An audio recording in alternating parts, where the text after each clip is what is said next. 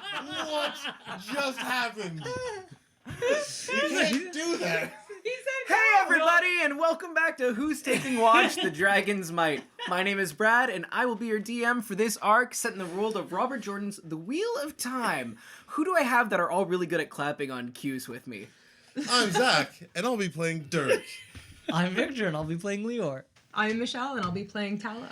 And I'm Marty, and I'll be playing Paige. You know, sometimes you clap a certain way for like 6 months, and then you change it at the last minute just to make Zach really angry. It hurts so much. I got so confused. I thought it was a joke. No. The rest of us were on the same page. He was counting down, and you were just, wait, no, just panicking. No, I'm still in sick, twisted DM mode from last time. Hi, welcome back. For those of you who are new to the show, Who's Taking Watch is an anthology D&D actual play show where we all take turns transporting each other into the worlds of fiction that we love the most and throwing a little side story from the main action in there where a 5th edition adventuring party can sort of be in part of the action. So again, this is a continuation of our arc in Robert Jordan's world of The Wheel of Time. A very serious world where all of the tonal accuracy is... the integrity is good, okay? It's fine. If you want to catch up on past episodes, you can catch those right in our YouTube channel, which you can click on right down there. And the podcast format will be following shortly after. I know. That's on me. I'm sorry. I know.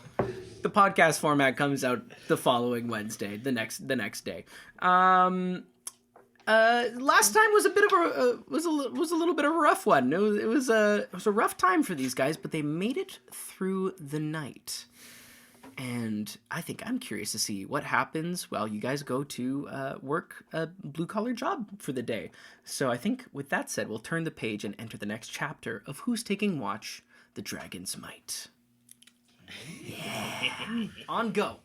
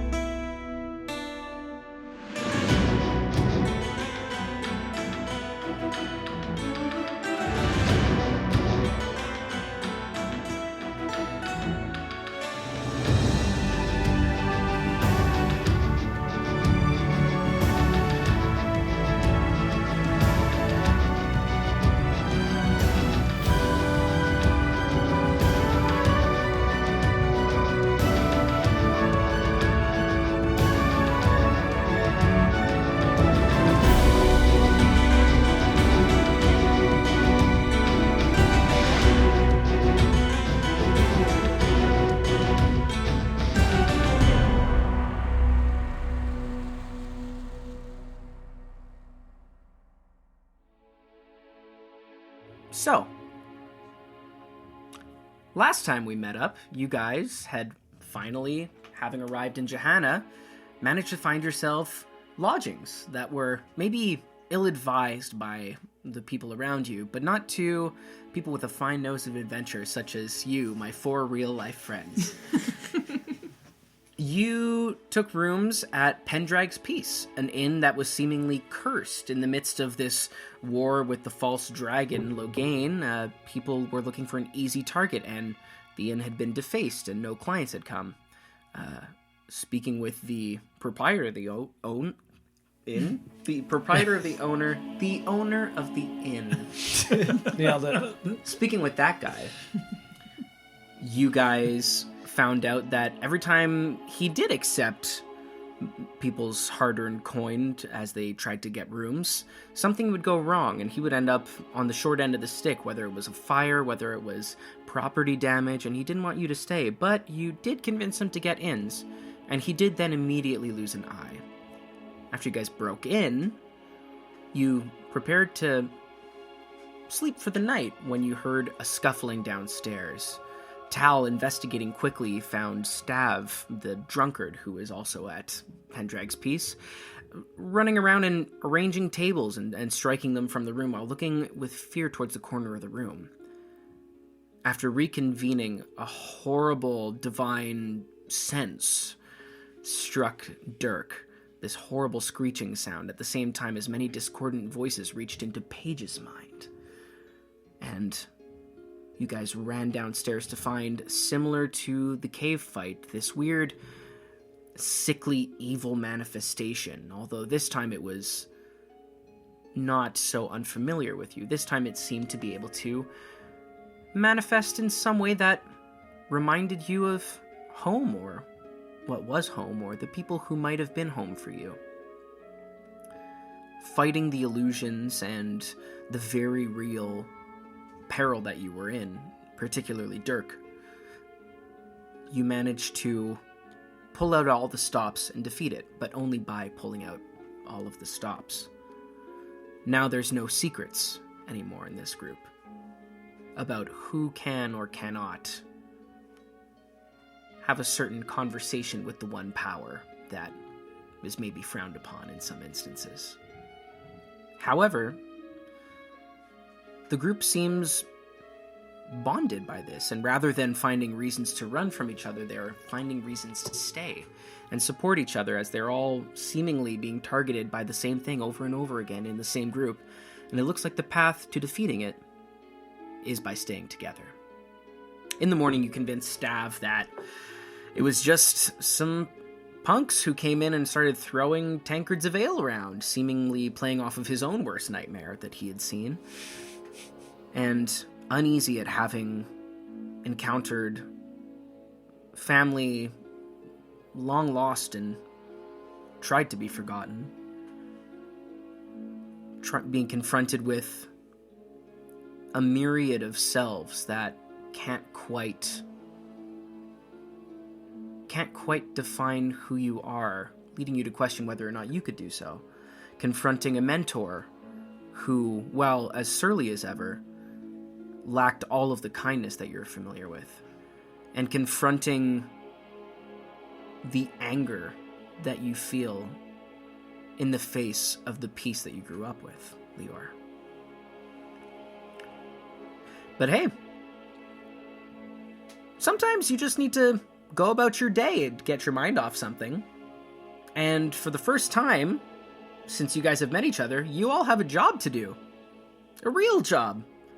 Because you have to go to the north wall of Jehannah to do Lior's work of helping to repair the stonework of the city walls, because, listen, there's a civil war and these stones ain't gonna hold themselves up. So as you guys make your way out in the light of day, in the lightly falling snow, what would you like to do? Well, first things first, we need our supplies. We can't just go empty-handed. I mean, I have my stonemason's hammer, but there's more to it than just that. Sure. I was wondering, do I notice that the people in the city have a certain like a certain style, a certain set of clothes that seem typical to the capital, like cloaks that are worn a certain way or something? I'm looking to buy clothing that would help me blend in. Oh, interesting. Roll me your choice of perception or investigation, I would say. I'll take investigation. Sure. It's a 9. It's a 9. It's tough because there are a lot of folks who are in from out of town. There is a lot of people wearing just like what's the warmest thing they could find in the winter. You do get a sense that it seems like you've seen a lot of people with coats that have like metal buckles. They're not simply like tied on with rope or with another length of cloth. It seems like there are a lot of people that you see going about their day in the morning who have metal buckles as like the fastener, and buttons with flaps on the sleeves of their coats, usually in fairly dark colors. That seems to be a common thing. Okay. Tal, do you think you might want to get yourself perhaps a new set of clothes since we're here in this beautiful city? Perhaps to blend in? Tal will kind of look down and be like, that'd be great. 2 things. One, They'd have to take my measurements. You're right. And I don't have any gold. Don't worry about the gold. I think the greater difficulty here is the measurements. Let me think on that one. While we're walking, would I be able to look for a store that has less business than others? One that would seem a little bit more... I don't want to say as much as the Dragon's Fang, something that's entirely excluded, but something that seems to be a little more discreet. Sure, and that's a clothing store that you're looking for? Clothing store, yeah. Yeah, I think just given the path that you're walking, I don't even think this is a roll because it would be like active blinders to miss the names of the stores that you're walking by. You see some clothing shops that seem to just be words you don't recognize. Maybe it's someone's last name that might say blank blank Taylor. Seemingly just a name for the business that goes along with the family name. Some of them are seeming to do well. You see one that is very fine looking clothing. And you do see a smaller shop that has modest but comfortable looking clothing in it in the window. And the shop is called Threads of the Pattern. Perfect. I will head straight to Threads of the Pattern and see who is the person there. I'll invite Tal. I'll be trotting along at Paige's heels. And look at Dirk and say, Dirk, do you think you might want a new pair of pantaloons, perhaps? I mean, I've always had these clothes. They're my lucky clothes. No pantaloons. Somehow I knew. No problem. I'll come check it out. Sure. Makes no sense. We're going to work. Why would we put on new clothes? I agree. I won't pick up any for you, Leo. You look just fine in these. I'll let you pick up your supplies instead. How does that sound? Ooh, that's a great idea. Yes, I'll go get those supplies. I'll come with. Fantastic. Perfect. Absolutely. So we'll walk you guys into the shop, and it's I gotta look at Paige and be like, his lucky clothes? It's Dirk's lucky clothes. Those clothes are lucky for Dirk. Dirk's not had a lot of luck in his life. Maybe we should buy him some clothes. Dirk walks away in his Lucky Brand jeans. You guys open the door to a quaint little shop. That the little bell rings on the top of the door as you walk in. Low ceilings, very cozy. At one side there is a little fireplace with a small hearth that's happily chugging away and giving some warmth to this room. You see that the walls, it's largely an open space. There are a couple of little racks in the middle of the room that have what look like just some stock clothing. There is a spot where you could stand up in the corner with mirrors around it where it looks like you might get your measurements taken. But on the walls all around, it seems like very... there's not much in the way of embroidery going on here. There's not much, at least in what's displayed. It looks like simple sort of basics. Just get a nice color palette going. There are some nice coats. And at the counter, you see a woman who is sewing at what looks to be some pantaloons. A woman with black hair that is going to gray, cut short, who looks up and goes, "Oh, welcome, dears. Welcome to Threads of the Pattern. Can I help you with anything?"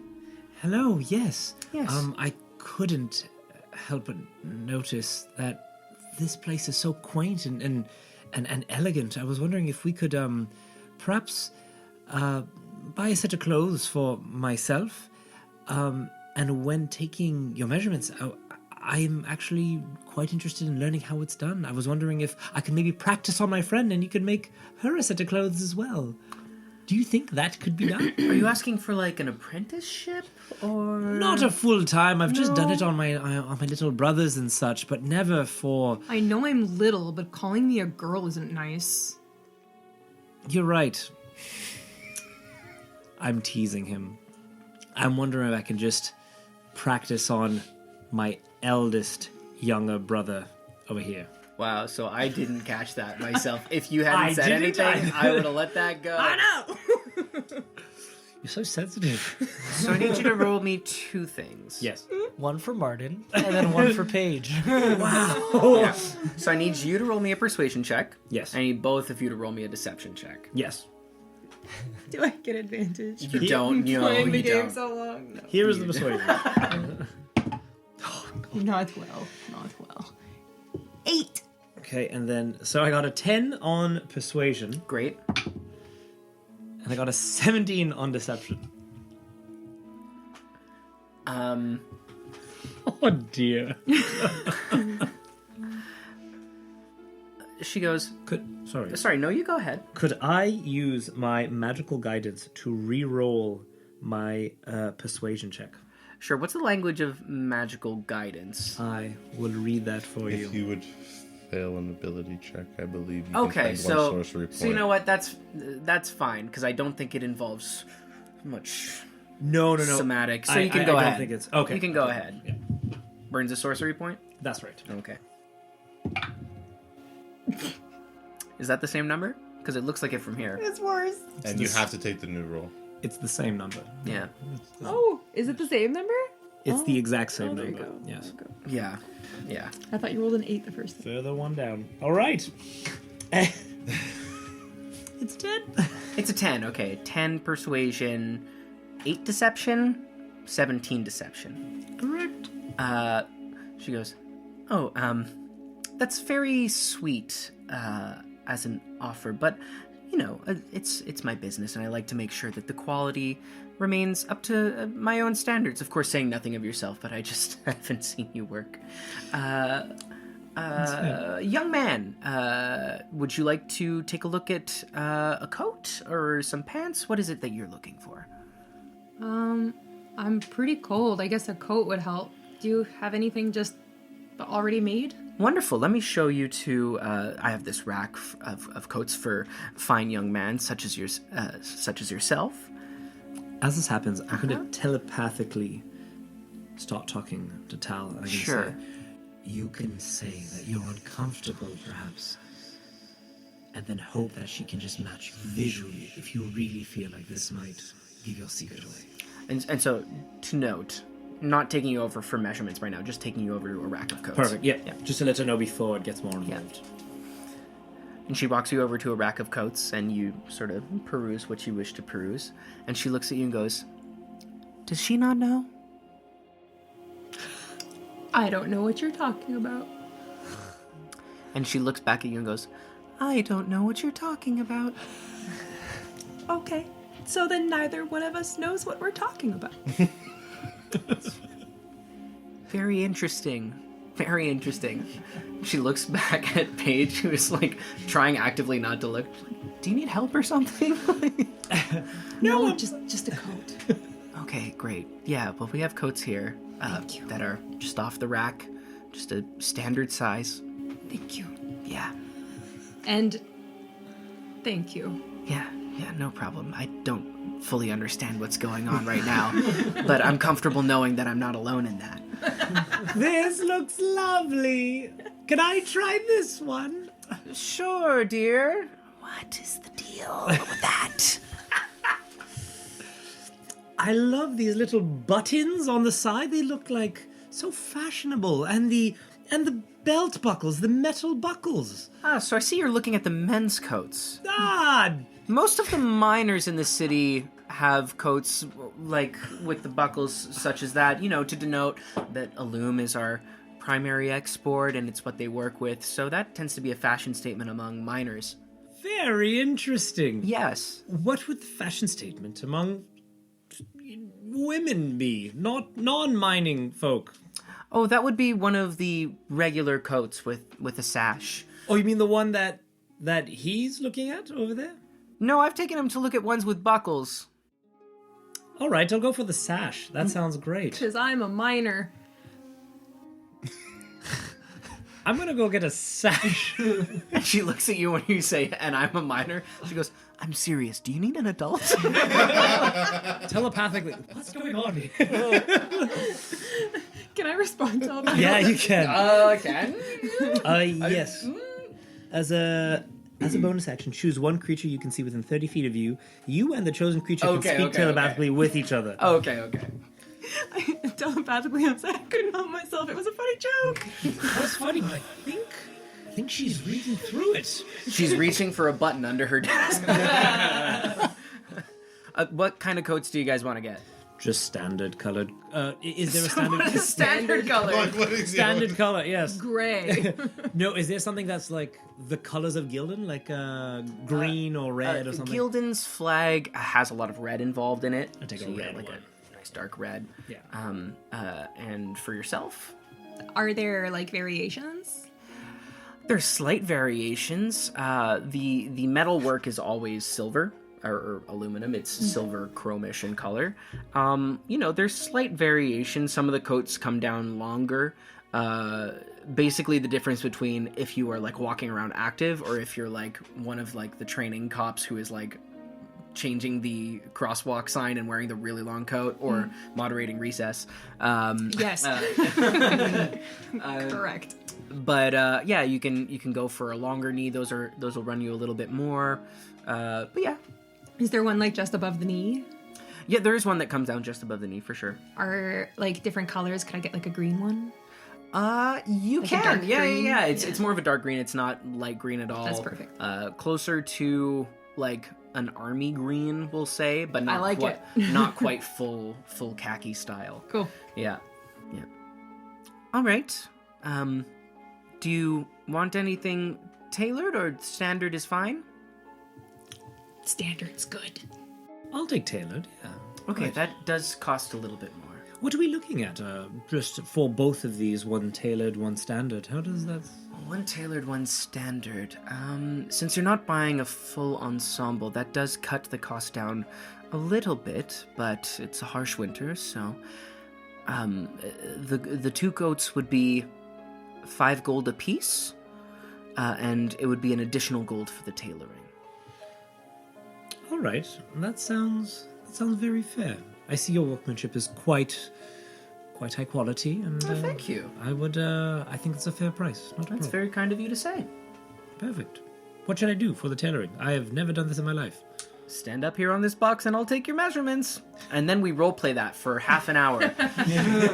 She takes your measurements. My favorite part. Yeah. She takes your measurements while you stand in front of a mirror, and afterwards she goes, wonderful. If you come back at the end of the day today, that'll be ready for you. For you, young man, your coat is good to go. Perfect. There you go. Slide it on. Fits, not like a glove, but it fits all right. Perfect. Like I a imagine like a coat. I imagine while Paige is getting tailored, like Tal's never been in a place like this. Sure. No. And so Tal's just feel like looking around and being like, there's 3 mirrors, and like practicing seeing the back of his head, be like, Paige, I can see the back of my head. It's a mirror. It's very exciting. Yeah. Just having a good time. She's taking her measurements, like going like, did he get like a day pass from something or something? It's just getting used to the big city. Interesting. Okay. Yeah. Very new to all this. Very new to all this. Yes. I've never left home before. Yeah, I feel like at a certain point you're probably in the back, like wearing like a red coat over the top with like finding some like embroidery of stars, and you're like, look, Gildane. She's like, country. Yes. Yes. Exactly. But you guys, you get your coat, and I'll drop the 5 gold on here for his coat and say thank you very much. I will be back for mine later this evening. absolutely wonderful. Thank you again for your professionalism.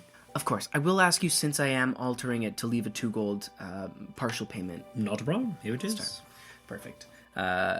Takes her gold, and she goes, well, have a wonderful day, and I'll be seeing you later. Sounds good. Great.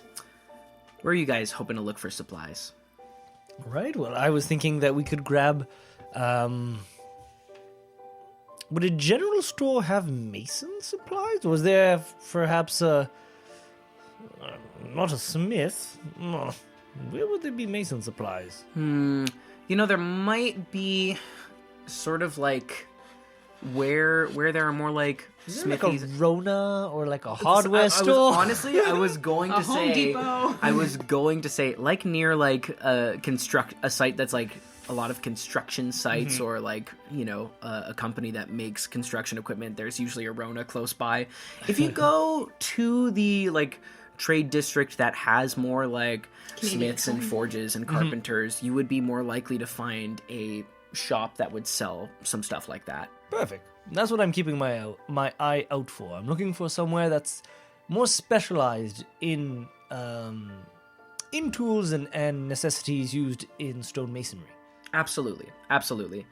So I think you head almost the whole way north, and you tell them you'll catch up with them there because you've asked for directions, and it sounds like, the city sort of functions in rings, which is a cool concept, but kind of like not super practical because the district is really difficult to walk around. But you cut through the middle of the city and head north. Someone tells you, actually, if you just, it should be right next to the Sharp Shear. There's a forge called the Sharp Shear close by, and you'll find a store there, no problem. That'll sell you those. Perfect. Right, well, what are you looking for, Dirk? Do you need anything? No, not particularly. All right. We're just buddies. This is fun.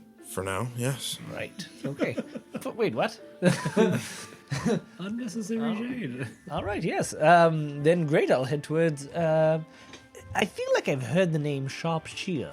Have I? We did. Yeah. Is it in my imagination? Yeah, No. yeah. The Sharp Shear was the peddler that you had met on your way north from Samara. The peddler that you had met had recommended Dirk. Any cool places to go? He said that's a pretty solid, fair forge. Catching the vibe of him as one who's wearing armor. Yeah. Right on. Well, then we can check out, see if there's anything of interest. Usually I would take you up on that, but I'm broke at the moment, so... All right. Well, I mean, I don't have much gold, but we'll see what happens. Keep your money. It's okay. Thank you, though. Just, You need it for supplies or something. I just love that the Ogier have a saying that is right on. Shaka. You guys have a chill sesh and make your way north, and you do see a forge called the Sharp Shear with a heavy amount of smoke or steam pouring out of its chimneys. And next to it is a shop that, for lack of a better word, does kind of look like a bit of a hardware store. That also has some like sort of Q-line eccentricities in the window, little fun tools as seen on TV style. And the sign of the store says Chapstacks Knickknacks. Great, I'll head there. Absolutely. I'll just put my hand on Leor's chest for a quick moment and go, Ogier, listen. I know you're traveling with us and we're all traveling together, and I understand what just went down.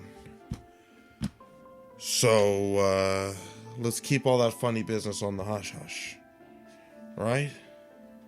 What funny business. Was that when you told me to move my ass? Because that was uncalled for, really. Okay, no, that's not it, but if that's all you remember, all the better. I mean, heat of combat, and you did call me your father. That was a... No, Yeah, we're not going to talk. That's exactly what I'm talking about. We're No? not going to Oh. talk about that at all. I didn't mean to do that. All right, because I am an Ogier. There's no way.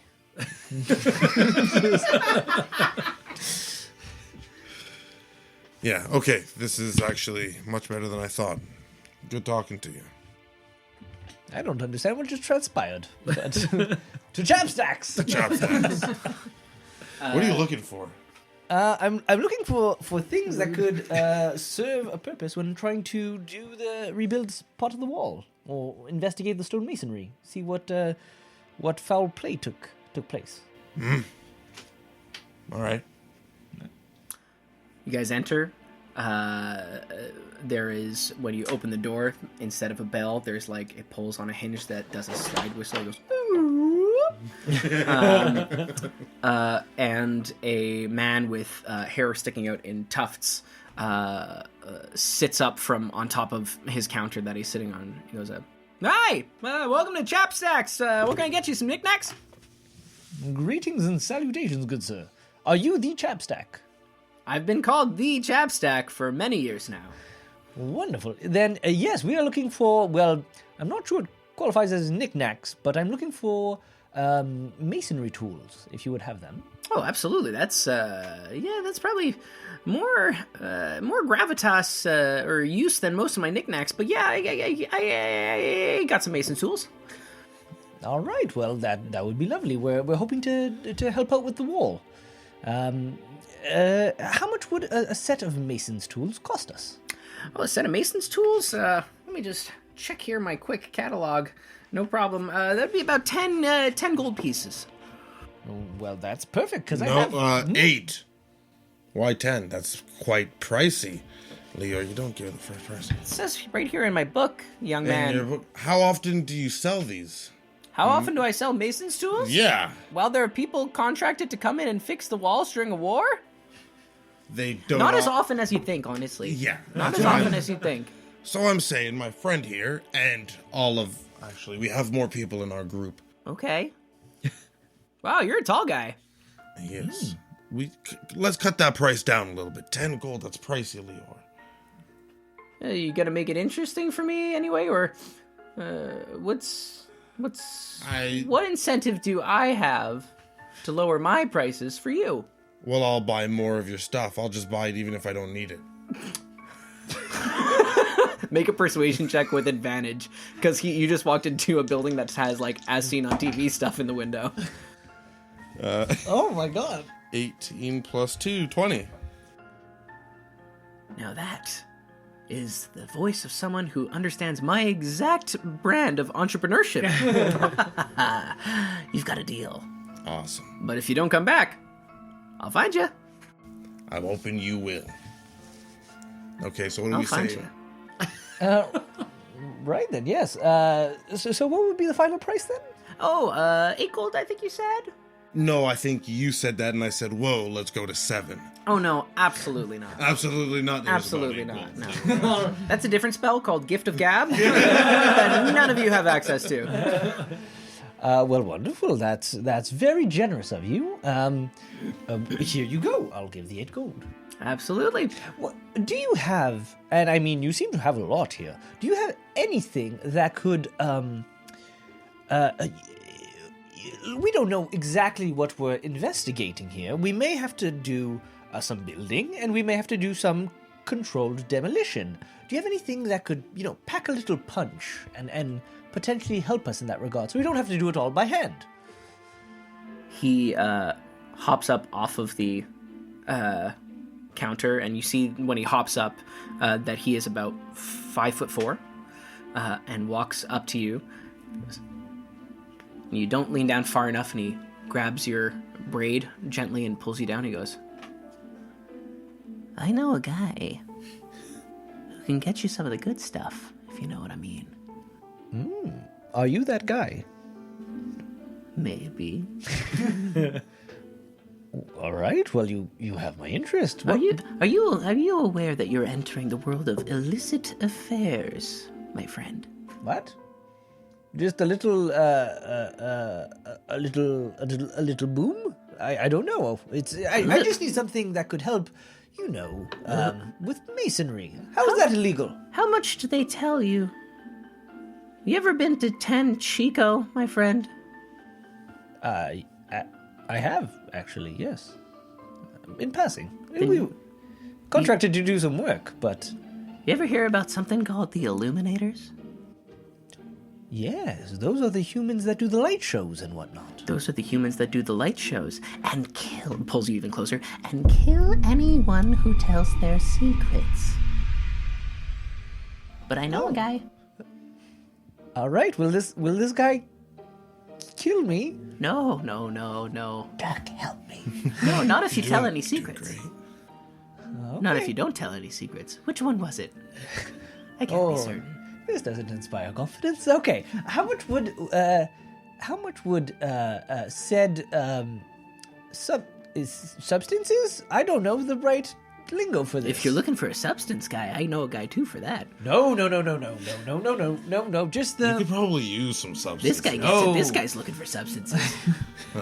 They don't sit well with me. Okay. Just the stonemasonry stuff, the good stuff, Right. not the substances. Stonemasonry stuff. Yeah, the boom stuff, the boomsticks. Depends on the size of the... There's a faint... Boop, and another customer walks in the store and goes... Scram. Hey, welcome to Chapstacks. I'm just going to start picking up Can I get... baubles. Just Do you need this, Lior? ah, Yeah. What about this? beautiful. Yeah, and you guys have like this real awkward moment, like trying to make yourselves look busy in the store. The other customer is kind of looking at like an Ogier in the store, hunched over a little bit, and he's going, "Oh no, for sure," and it extends quite a bit. So if you want to get a good back scratch, it is like one of those long rotoscoping. He eventually makes a sale and goes, "All right, have a nice day." They leave, and you're turning around to see him leave, and when you turn back to where Chapstack is, he's right in front of you again and pulling you down. He goes, "Depends on the size of the boom." Right, you lose no time. Okay. No. Well, I have a little bit of gold left. I have 10 gold left over. What would that get me? 10 gold. And your weirdest bauble. And my weirdest bauble. Ooh. Limited only by the power of my own creativity. If you give me a day, I could come up with weird. I'll throw that in for free since you're so interested. 10 gold. 10 gold, I could get you. 10 Sure, gold. just picture. 10 gold, I could get you 3 blown fingers. What? 3 blown fingers. I need all my fingers. No. My guy categorizes them by the size of the boom if it goes wrong. So each Oh. one's a blown finger. That is a disgusting way to categorize that. But highly effective. Yes. That's a very localized explosion. I like it. Yes, we'll take 3 of those. All right. Are you a cop? You have to tell me if you're a cop. I mean, have you ever seen an Ogier cop before? No. Sounds like it would be a good stage play. What's something in this shop that you haven't sold in a very long time that you'd like to get rid of? And he runs to the back, rummaging. Cling, clang, cling, clang. Wow! Things are just flying in the background.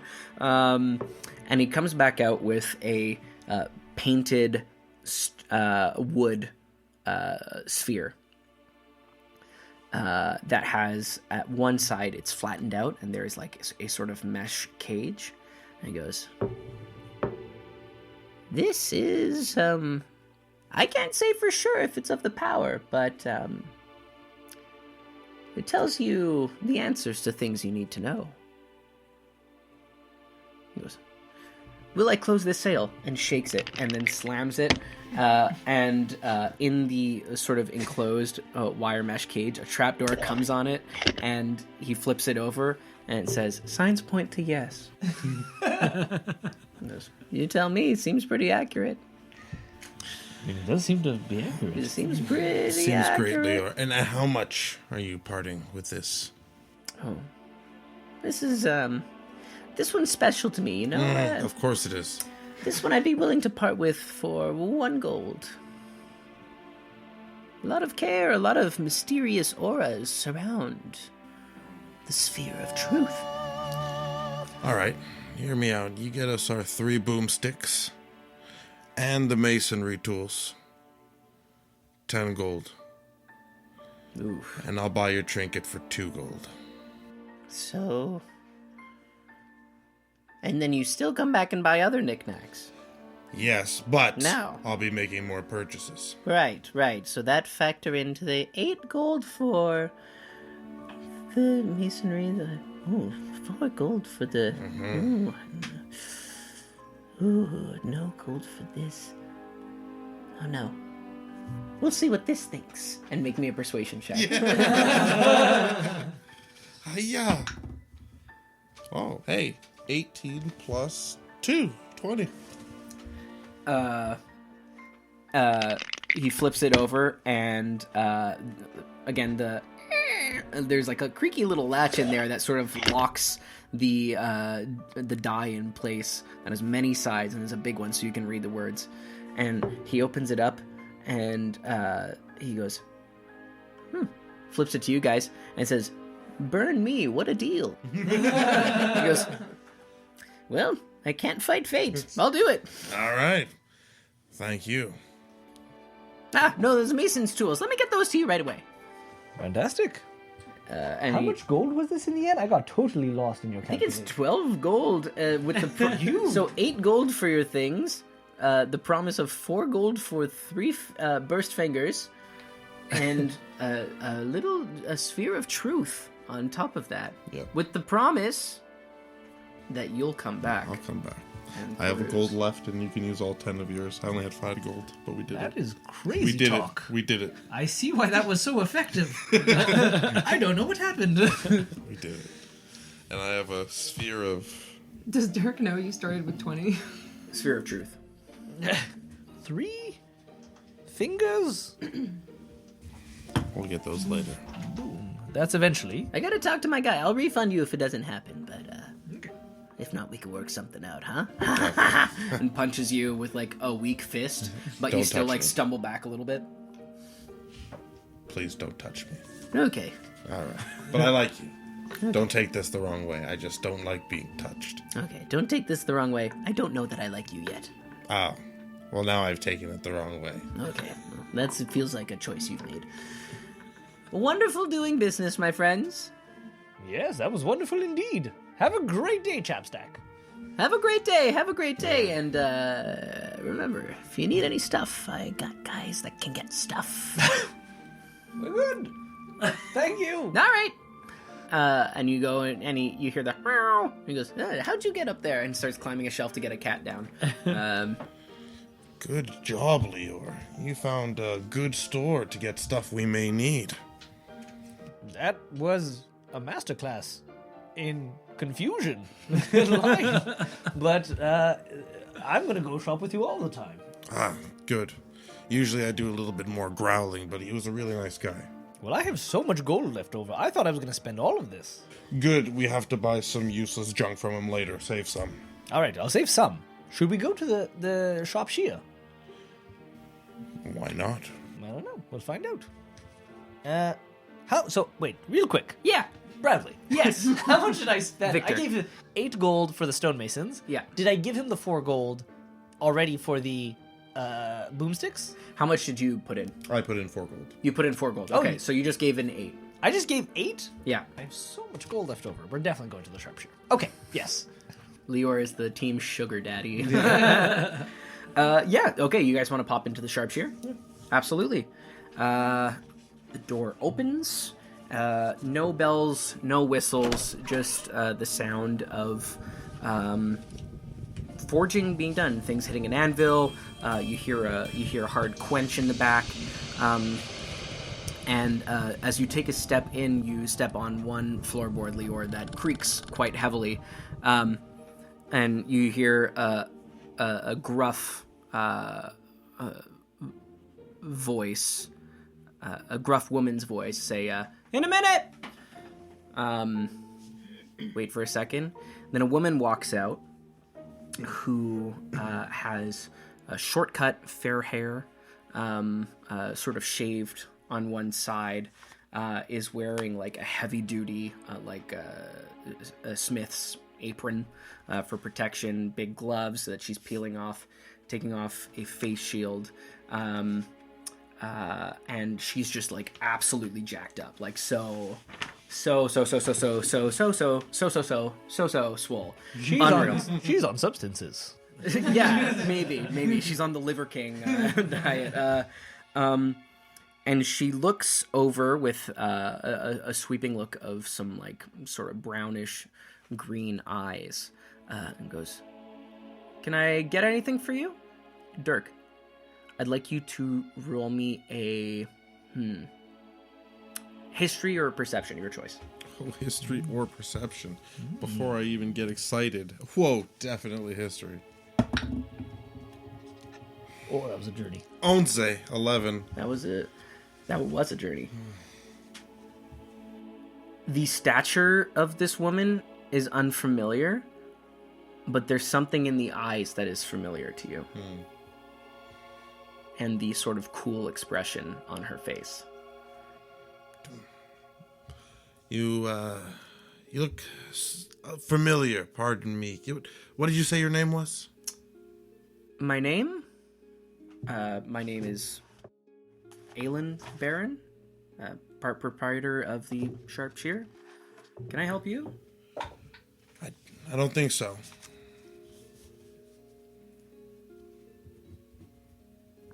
I'll let him do that.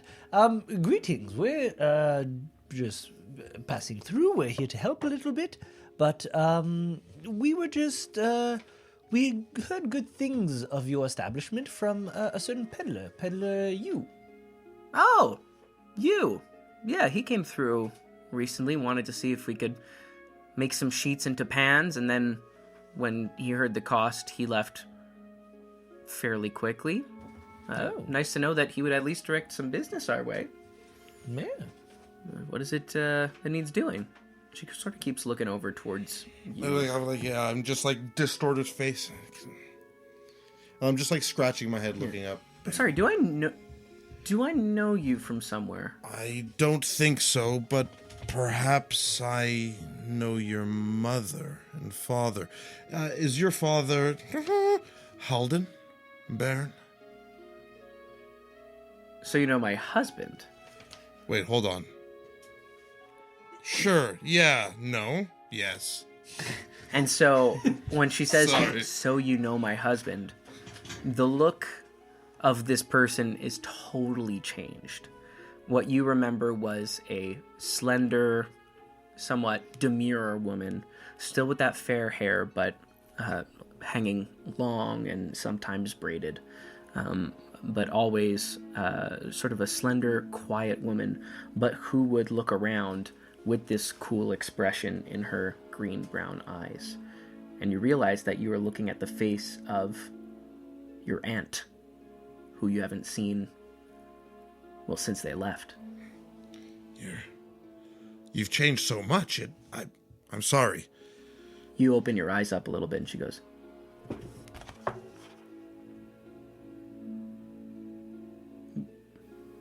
"Which?" It's Dirk. Dirk Talon. My father is. Dirk, I know who you are. What are you doing here? To be honest, I'm not sure if I should say, and I'm not sure if I should even stay right now. But it's good to see you. Listen, we don't want any... Did Curtis send you? We don't want any... We left. I left. Something happened and I had to leave, and I didn't think I'd ever see. What are you doing here? Can you make me a persuasion check? Yeah. I don't think I want to use you anymore. 13. 13?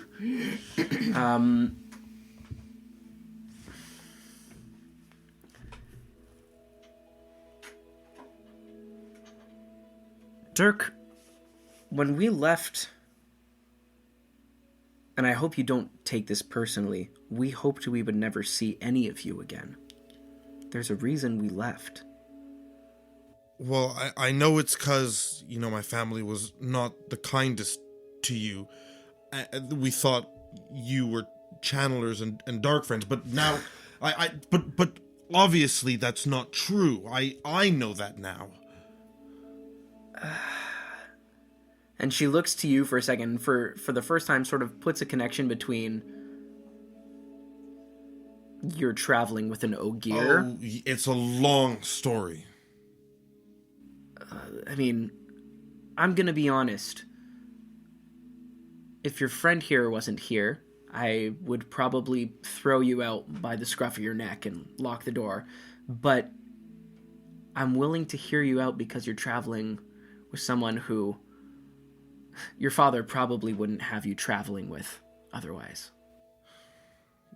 Yeah, that's true. But okay.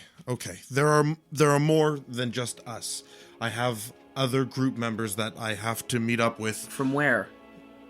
from everywhere. I don't really know where most of them are from, to be honest. I think one of them's from a farm.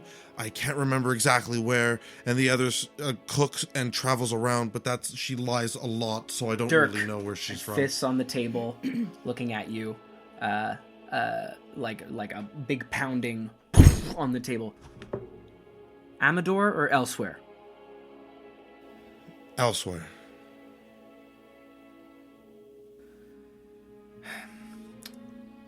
Honey? She calls out to the back and she goes, "Thank you for coming to our shop. It's nice to meet you. I think I'd like your uncle to speak with you." Yeah. This is the most you've ever conversed with her. Yeah, ever, yeah, way yeah. Back, you know? Yeah, absolutely. Sure. He's here? And you hear, "Who's here?"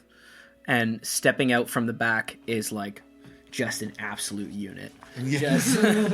Just my notes say a real brick of a man. I appreciate that. who has what at first you would perceive to be like darker skin, but you realize that he's not like remotely tanned. That's just like soot, like years and years of pumping a bellows, of quenching flames, of hammering out,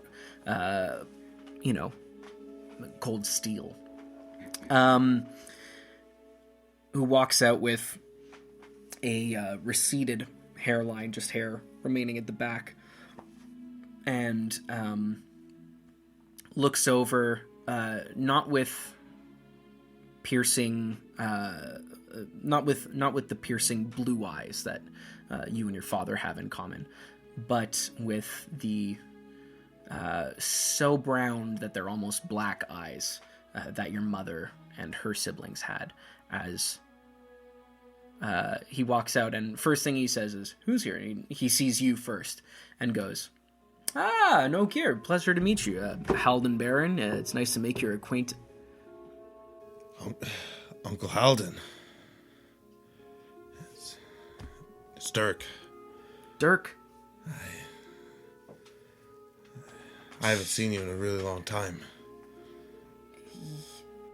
I haven't, and you flash back seeing him and seeing this look in his eyes that's looking at you with what you recognize is what was more like just like aversion from your aunt, his wife, looking at you with a mix of apprehension, concern, and there's a little bit of pity there. And you flash back to that day after the training grounds, that day when you did try and get the upper hand on your father, and he put his upper hand as a brand across your face. And you found yourself at the small forge that your Uncle Halden ran. And he saw you walk in and says, "Hey Dirk, how was training?" Light blind me. Who did this to you? You know, training sometimes get rough.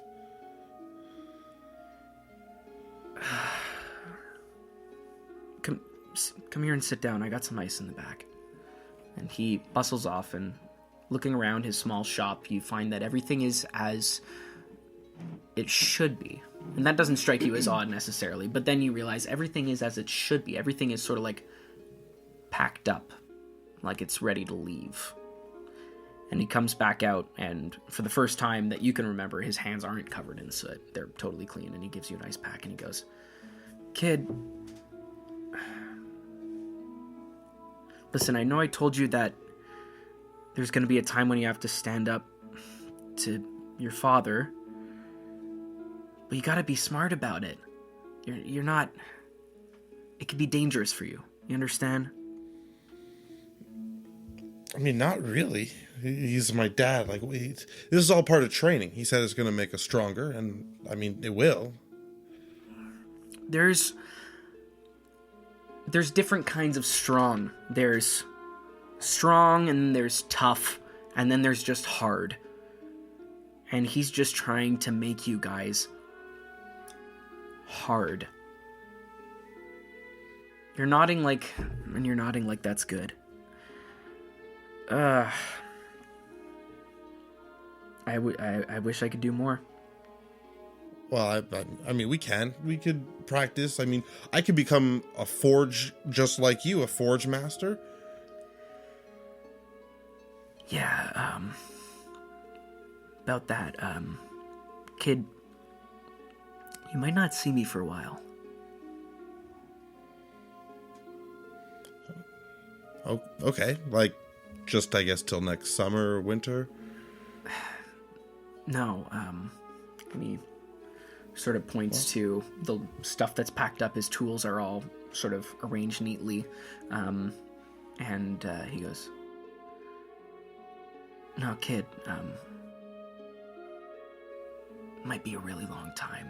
And you see the past, smaller version of Aelin walk by with your little cousin Terry in her arms, just still 2 years old, who's wearing like a riding cloak. She goes, "All right, Halden, I think we can leave short." And she looks at you and goes, "What did you tell him? Does he know?" He goes, "No. Honey, just let me talk to the kid, okay?"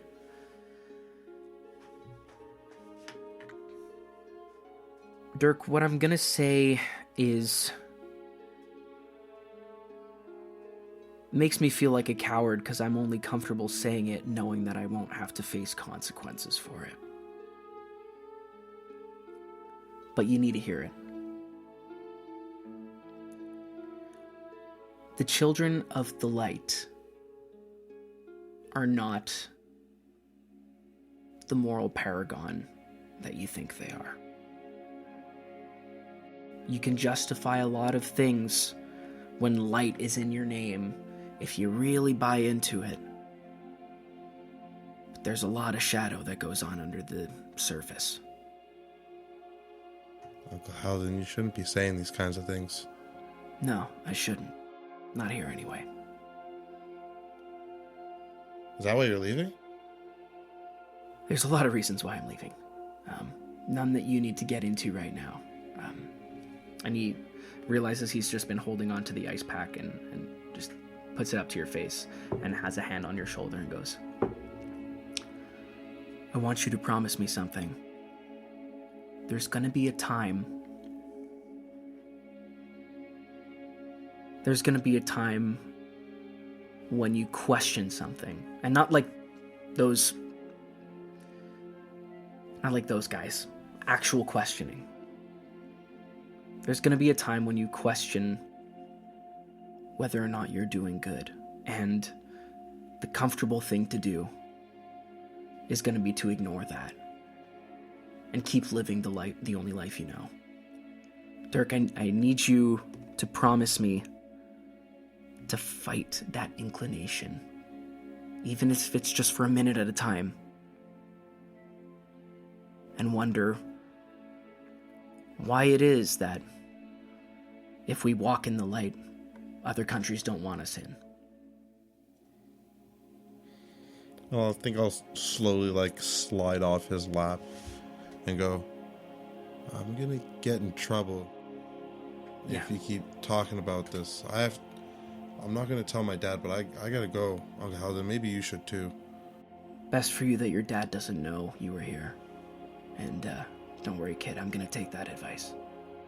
Alright, and I'm gonna, just quickly run off and turn at the door and just kind of look back and then run out. Yeah, and when you look back, he's there holding, sort of like the last thing in his hands that he hadn't packed up, and it's sort of like a guild sign. It's a badge for the Children of the Light, which marks him as a smith for them. And he's just sort of staring at it and just ruefully sort of like tosses it to the ground and is just sort of bouncing a fist off his knee. And you come back, and that same mix of concern and pity is in his eyes now, and he goes, "Did your father send you, or?" No. I did it. I'm not with them anymore. I'm not with... Well, I'm with my friend Leor. I'm with the new people. Really? That's great news? Yeah. And I think, kind of, it's good news. You were right. There was more to the Children of Light than I thought. But also, there's more than what's happening here, and I'm so happy to see you. But also, there's something following us, and I don't want to put you in danger. Who's following you, Dirk? I don't know, really. But Leo, I would have loved to introduce you to family that I haven't seen in a really long time. But No. I don't know who's following us, and I don't want you to get hurt. Can you roll me like a persuasion, and I'm gonna roll like an insight or something like that? Oh, damn, that's an 8. Oh, that's a 7 for me. We are family. It's Leor, you just have this moment where it's like, I would have loved to introduce you to family, but like, I don't know if it's safe. And the two of them just sort of squint at each other for a second.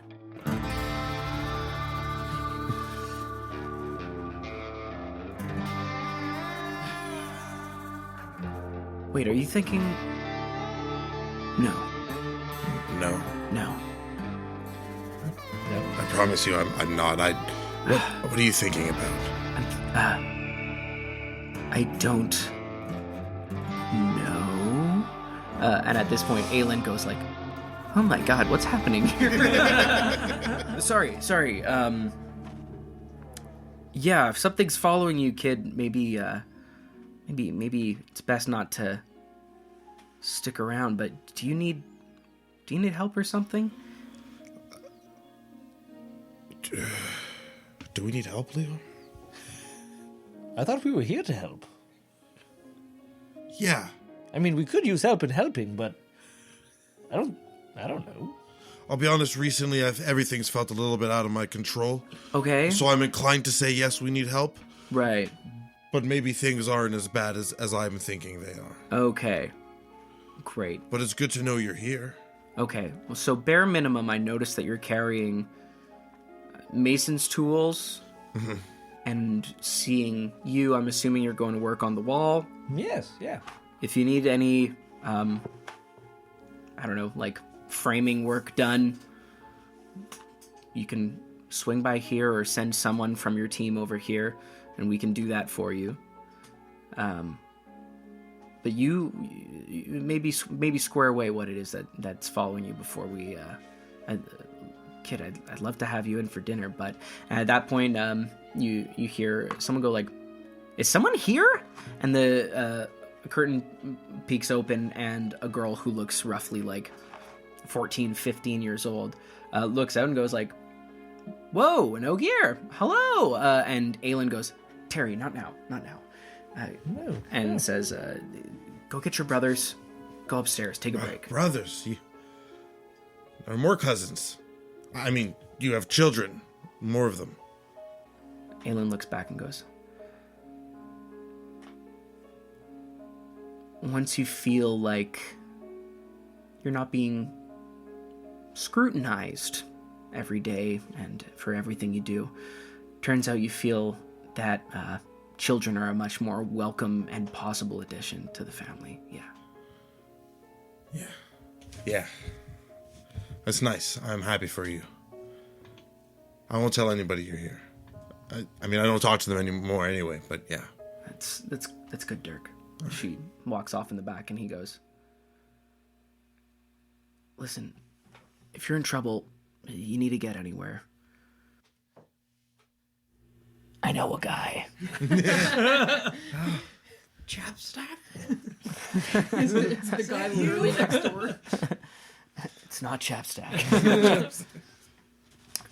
I've been in situations where I needed to be escaped out of somewhere before.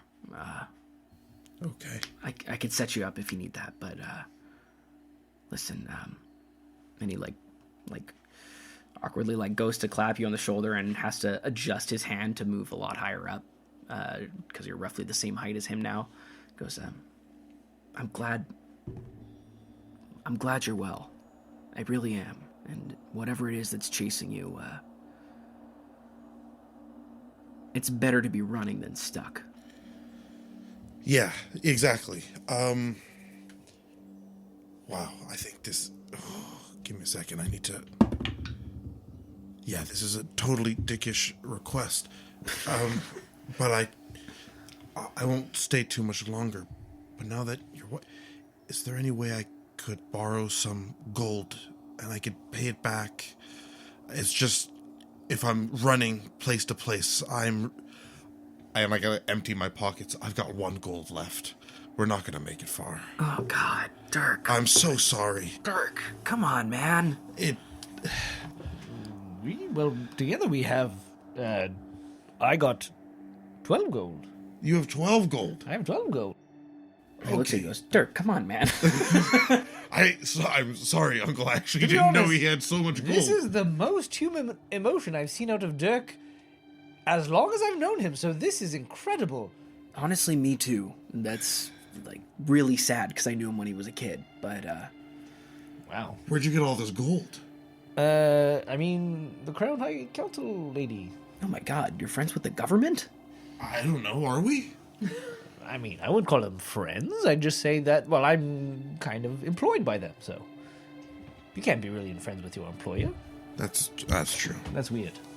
Well, I've learned a lot in the last minute, and I'm sorry that I asked for money when I clearly don't need it. But it was nice meeting you. I'm extremely sorry for this awkward encounter. We're going to figure ourselves Yeah, out. Yeah. can we leave? It's very Can we nice to leave? meet Listen, you. I have a lot of stuff that I have not thought about for a good 12 years that I need to Yeah. do some thinking about. Yeah, we're going to. I know we said we weren't going to talk about things, but we're going to talk about things. We're Just going a to couple. we're going to sort ourselves out. Back to the forge for me. It's nice meeting you, gentlemen. Yeah. And he, okay, and like very awkwardly like swings around and like trips over like a little step. Goes, oh, close one. Because Dirk like went like a step and like for a nope, and turned around and like walked awkwardly. Yeah, and he saw, and that's what made him sort of stop. But then he tripped, and then he looked, and he saw that you were pulling him out. He's like, ha Yeah, ha ha. boo. ha. Nice seeing you, Uncle Haldin. All right. Great day, great weather. Yeah. All right. What Let's is get the wrong fun. with Let's me? get out of here. And you guys walk out the door as you guys have made your way north. One of you in a nice new coat. Well, that was really awkward. I'm sorry about that. Yeah. I'm feeling this really weird sense of awkwardness, and I don't know where it came from. It's definitely because I called you a girl in front of her. Okay, we need to work on our pronouns. I know. No, we do. That was my fault. Yes, it was. And that will never happen again. Yeah, work on your pronouns. It's 998. I'm sorry I put Thank you in you that for the position. coat. It's my pleasure.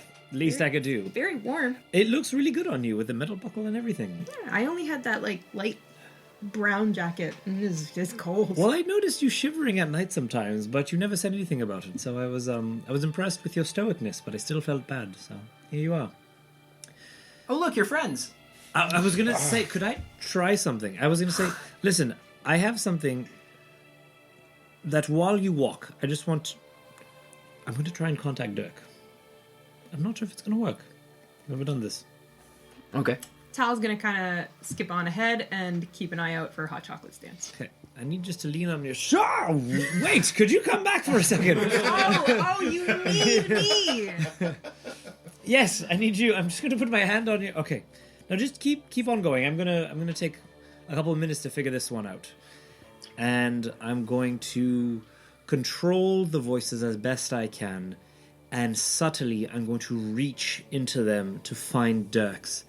As for the first time, I would like to try to subtly channel the spell Sending to see if I can reach Dirk at this distance. Yeah. I think because this is more of a manifestation of your like gift rather than it is any sort of real channeling of the one power, I think I won't ask you for a sorcery point for subtle. You don't need to subtle cast it. It will still take a spell slot. Okay. But Perfect. yeah, you don't need to subtle cast this. Okay, cool. I will reach out and say, Paige, Hing, Dirk. Get out. How long have you been holding on to that one? Strangely, it came to me. The voices told me to say it. Okay, so that's like 15 words.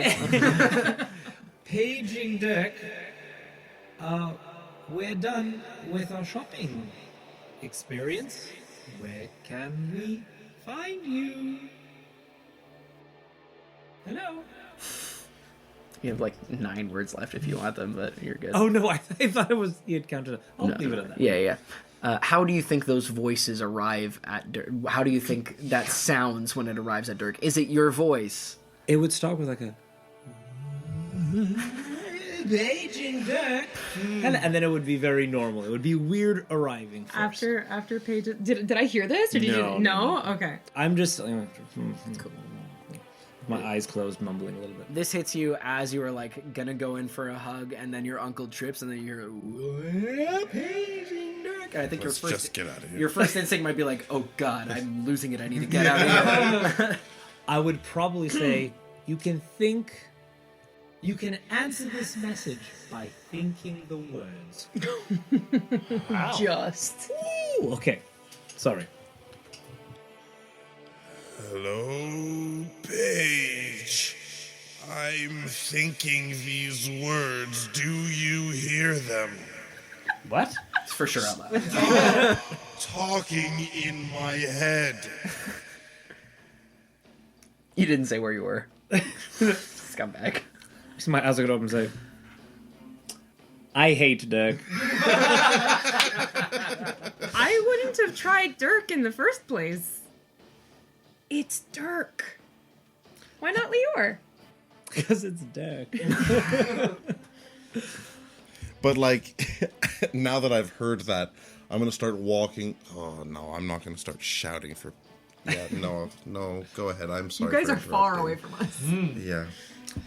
I mean, you guys are close to the north wall. If it worked the first time, maybe try again, but with Lior this time? It's pretty demanding. I think we'll make it to the wall, and if they're not there, I'll reach out to Leo. Good idea. Okay. Hot chocolate! Ooh, good eyes. We'll stop for hot chocolate. Great. Mark off 1 silver each for hot chocolate. I have that. Yeah. It's so expensive. Paige messaged me. They're done shopping.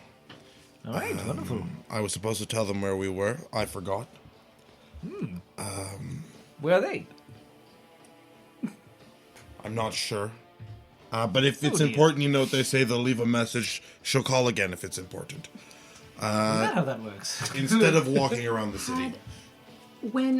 Correct me if I'm wrong, when you guys found out you were going so far north to go to the store, hadn't we made plans to We gave meet you an idea. Yeah. farther? I think- Yeah, so that's... You guys both know Yeah. that you were supposed to meet at the north wall. We'll meet That's them at not the an wall. issue.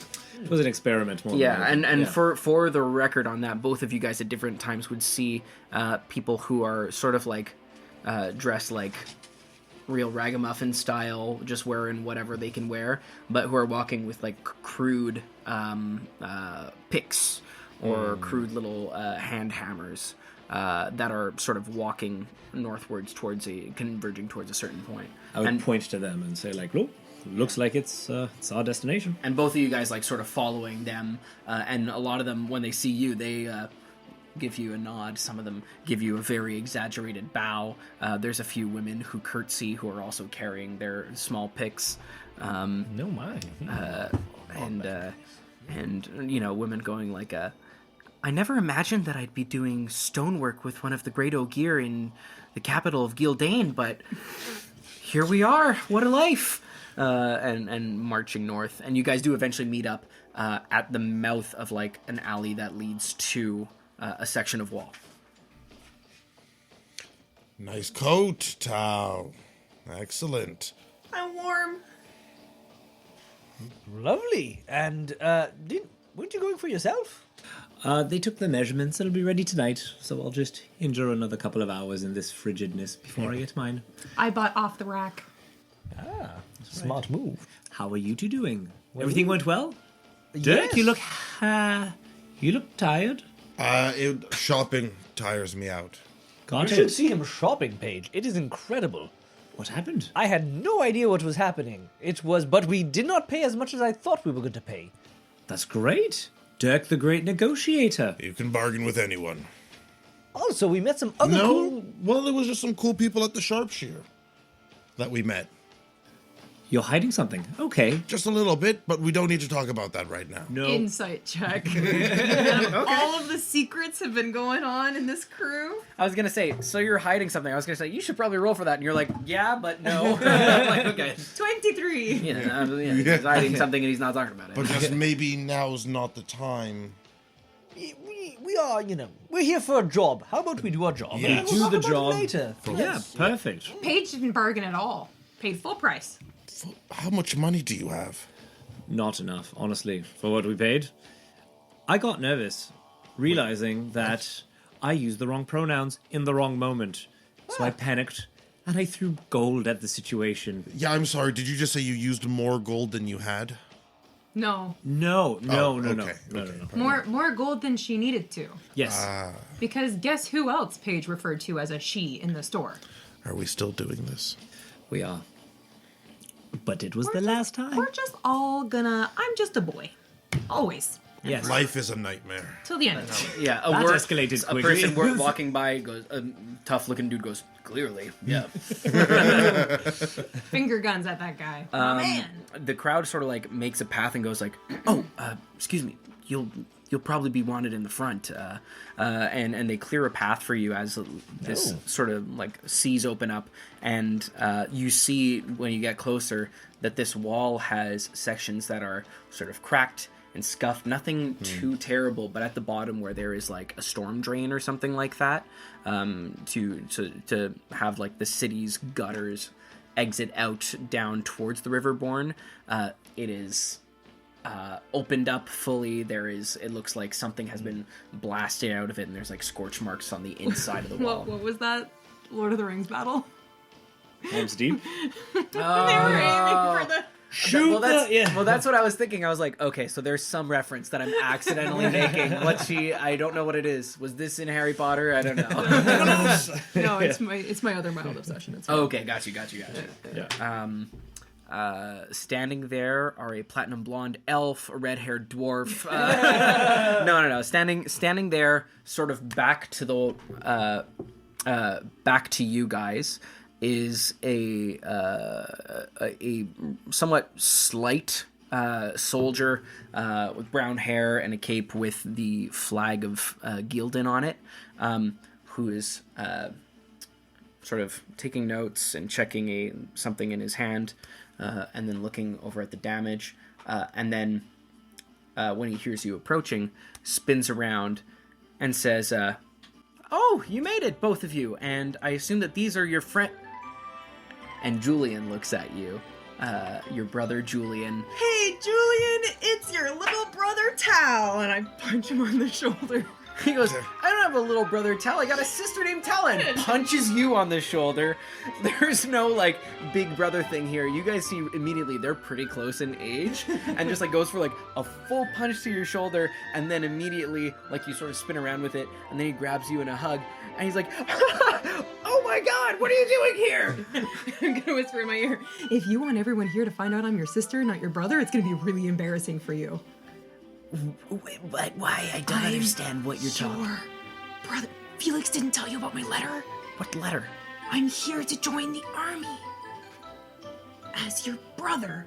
That feels And I very... punch him again. That feels very bold. Everyone's you guys Wow, are... he totally did not get the hint. Yeah. You guys Even are, I would have you gotten guys are that hint. fully hearing this Really needs conversation to watch his as they're like pronouns. hugging each other, going like, But like no one else around is. Just No one else is hearing, and you guys like make whisper like a battle. privacy wall. This is a long hug. This is getting conspicuous. And he's like, They're punching each other. This is bad. No, it's yeah, good. I guess you could take that up with Felix, but I'll go along with it. Sure. Thanks. Saying very loudly, do these guys know? Duh. Okay. I'll like spin around and be like, I'm the smart one in the family. And he realizes that there's a whole bunch of like citizens of Gildan looking at like the soldier who is supposed to be in charge, and he goes, Nice Gildane flag there. "It's actually Gildan, I've been told." Don't give up your roots, big brother. Felix is gonna kill me. I'm trying to be officious. Nice to see you once again. Nice to meet you. I'm Private Julian Millen, I imagine. Millen. Thank Yes, you. Last yeah. name. Private Julian Millen, and you are Dirk. Dirk. Just Dirk, huh? That's it. Huh? It's I'm nice to meet you, though. Okay, nice to meet you. I'm Paige Bundelberg. Pronouns are she, hers. What are yours? Now you've put me in a bind. Goes, like all of my brothers, and weirdly looks at Tal, my parents referred to me as he, him, or that guy. Hey, you more often. Hey, you, stop that. I got stopped that a lot. It's a lot Is that of a them. pronoun? It is now. Okay. Thank you. Don't do that thing you're doing. That's not a pronoun. That's... Okay, I'm learning. So, as you can see, you have somewhat of a team assembled for you, so that you can, not have weeks of work to do. This was I guess 2 nights ago, actually, right before you got here. It was actually kind of crazy because we were on patrol elsewhere, and Okay, bring it in. Let's talk about the essentials. The essentials. Right. I mean, I love a good story, but of I've course. seen your kind. Of your course. whole family. Woo! You have to. What's he talking about? They met- What's he talking about? They met Cyrus and Otto. Oh, yikes! So it's good to talk to one of the smart ones. So anyway, I don't know what a pronoun is, and I'm smart. Right. Sorry. So it looked like up until recently, we thought that the strikes were coming from outside, and we just weren't catching them as they retreated. But it actually looked like this one came from inside, just trying to open up a path. I don't know if it was to smuggle something or just to get people in or out, but we couldn't catch who it was. But we have a team of refugees who have volunteered for a small amount of pay. We subsidize Mick at the Furtive Frog if he sends people over so that he can afford housing for them. So it's a mutually beneficial sort of arrangement. But you have a crew. Do you have what you need? I mean, we bought some supplies, but do you know how did they manage to do this to the wall? Well, it looks like some sort of fire. It had to have been some sort of fire, because I mean there's scorch marks. Can you make an investigation check for me? Can I also make an investigation check? Yeah, you guys can. I was going to say, Maybe something that goes boom specifically, at the like, level of 3 fingers. I was about to say, like, we just heard about 3 finger booms, right? I'm wondering if there's such thing as like a 1-horse cart boom. You know, I want to see if there's such like an explosion. You know, Absolutely. I would like to check if there's any arcane nature, if there's a certain level of the elements that might have played or channeled fire in that case. Sure. While they do all of this, I'll kind of like slide up beside Julian and be like, how often do you see Felix? Every day, he's like my boss. Oh, that must suck. It kind of does. But I get to stay in the Jehannah, which is quite a bit nicer from what I've heard from Otto and Cyrus than being on patrol right now. That's fair. Can you ask him if he got my letter? I sent it, but I didn't stick around long enough for a reply. I can ask him. Sure. And if he says he didn't get my letter, let him know about his little brother Tal. Yeah, I can pass that along. Thanks. Yeah, for sure. How long did it take you to get here? Oh, gee. Couple months, 6 weeks? Oh, God. 2 months? Yeah. Something like? You took a side way, I guess. It took the long way around, that's for sure. We ran into some trouble on the road. Yeah, it's pretty bad out there. They need better scouts than Cyrus and Otto, let me tell you. Absolutely. I mean, like, the kingdom's absolutely falling apart if Cyrus and Otto have to be trusted with anything. I know! It's real bad that they're being trusted with anything. Well, they've got, like, superiors, and their superiors have superiors. Like, like, thank the light, because God. Anyway, what's up? You guys all... What were your investigation checks? Terrible. It was an 8. 5. Fine.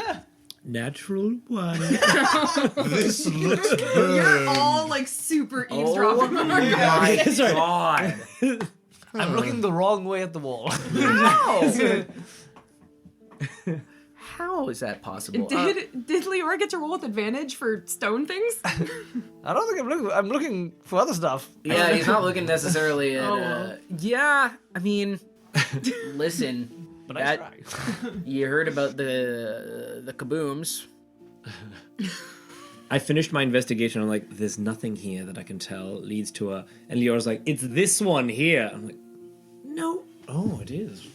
Maybe not. I don't know. Yeah, you're like weirdly looking at an intact like storm drain, and you're like, I don't see a problem. I don't understand what we're. It's like fully like the hole in the wall. Yeah, you guys don't really pick up anything on a combined like 14. I'd like to scan the crowd. Yeah. And be like, do any of these people seem like they've seen this kind of, like, have they patched sections of the wall that look exactly like this, or is this something different than what they've usually seen when they're patching? Sure. So make a perception check because you're trying to catch something, not reading a specific person.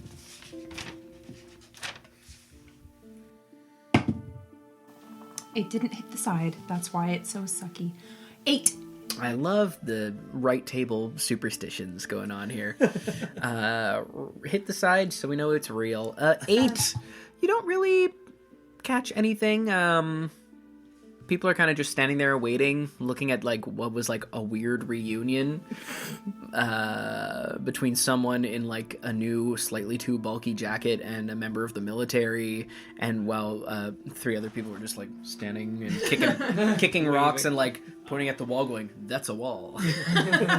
That is soot from fire, scorch marks." And he's like, "Yeah, I fully told you that. Yeah."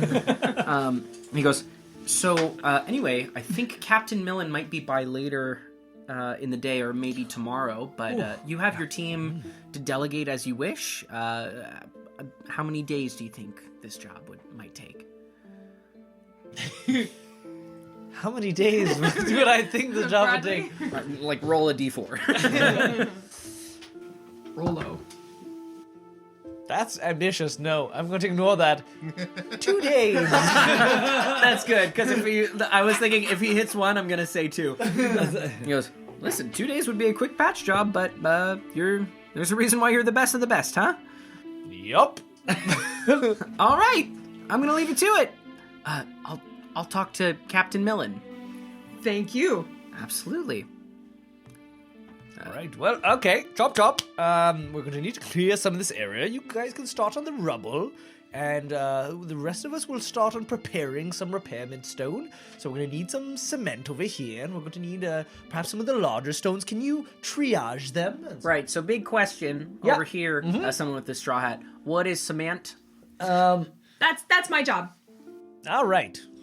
Just look at the rocks. Put the big rocks here, put the small rocks there, put the medium rocks right down here. Yeah, there's like Show them an example. there's like a mutter.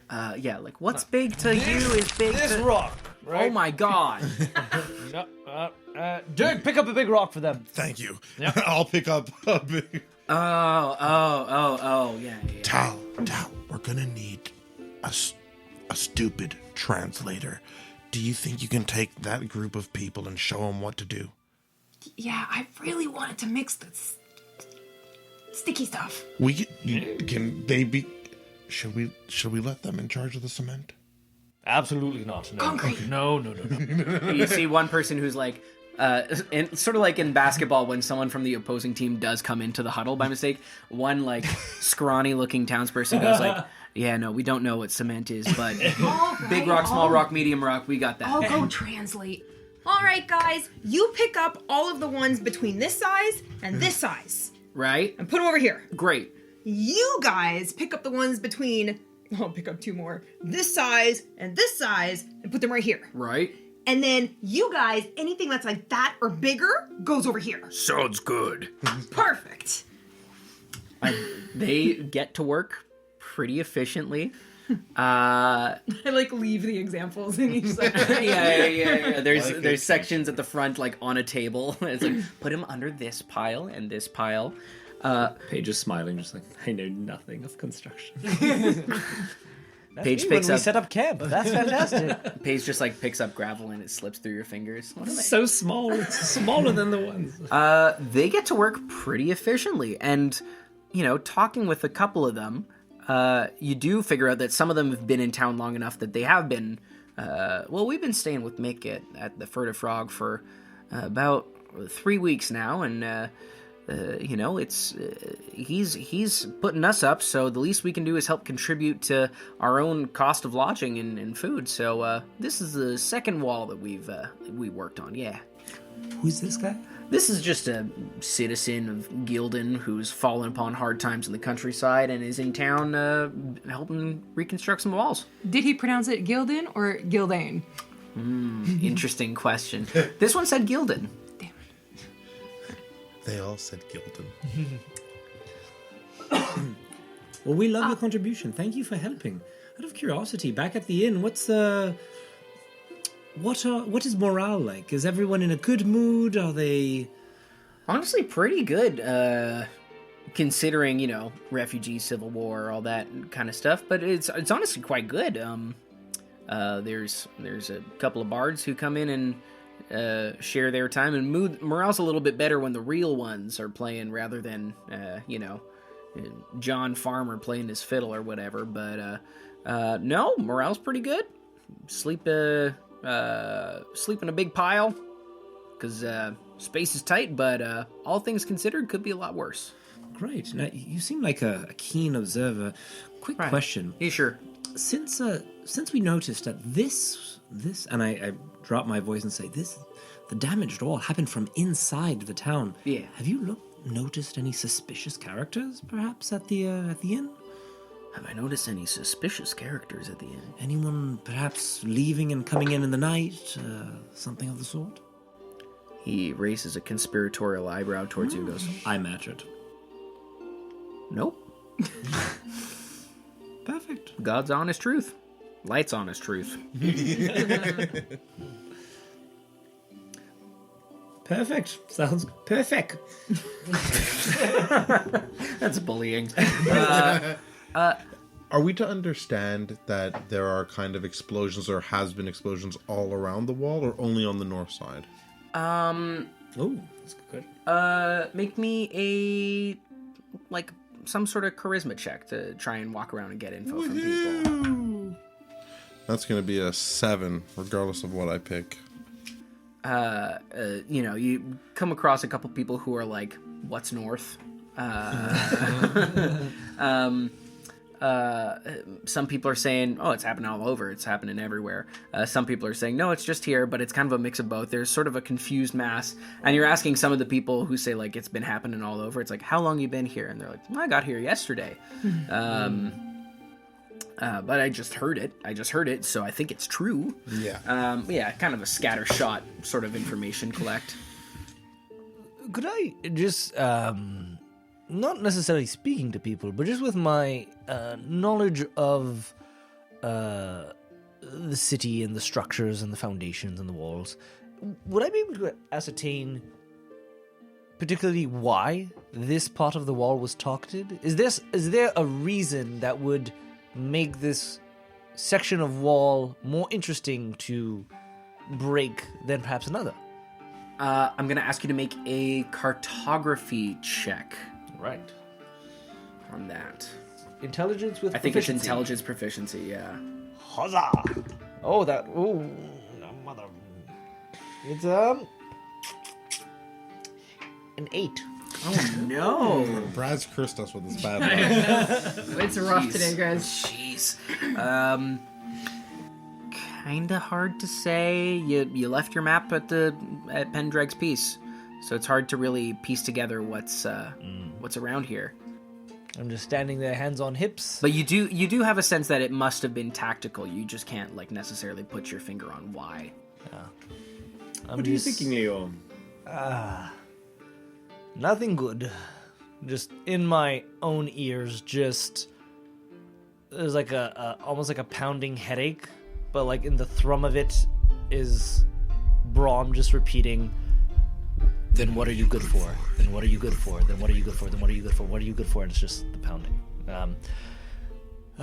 I can't put my finger on it. But you know, sometimes first impressions don't tell the whole story. This one's a tough one to crack.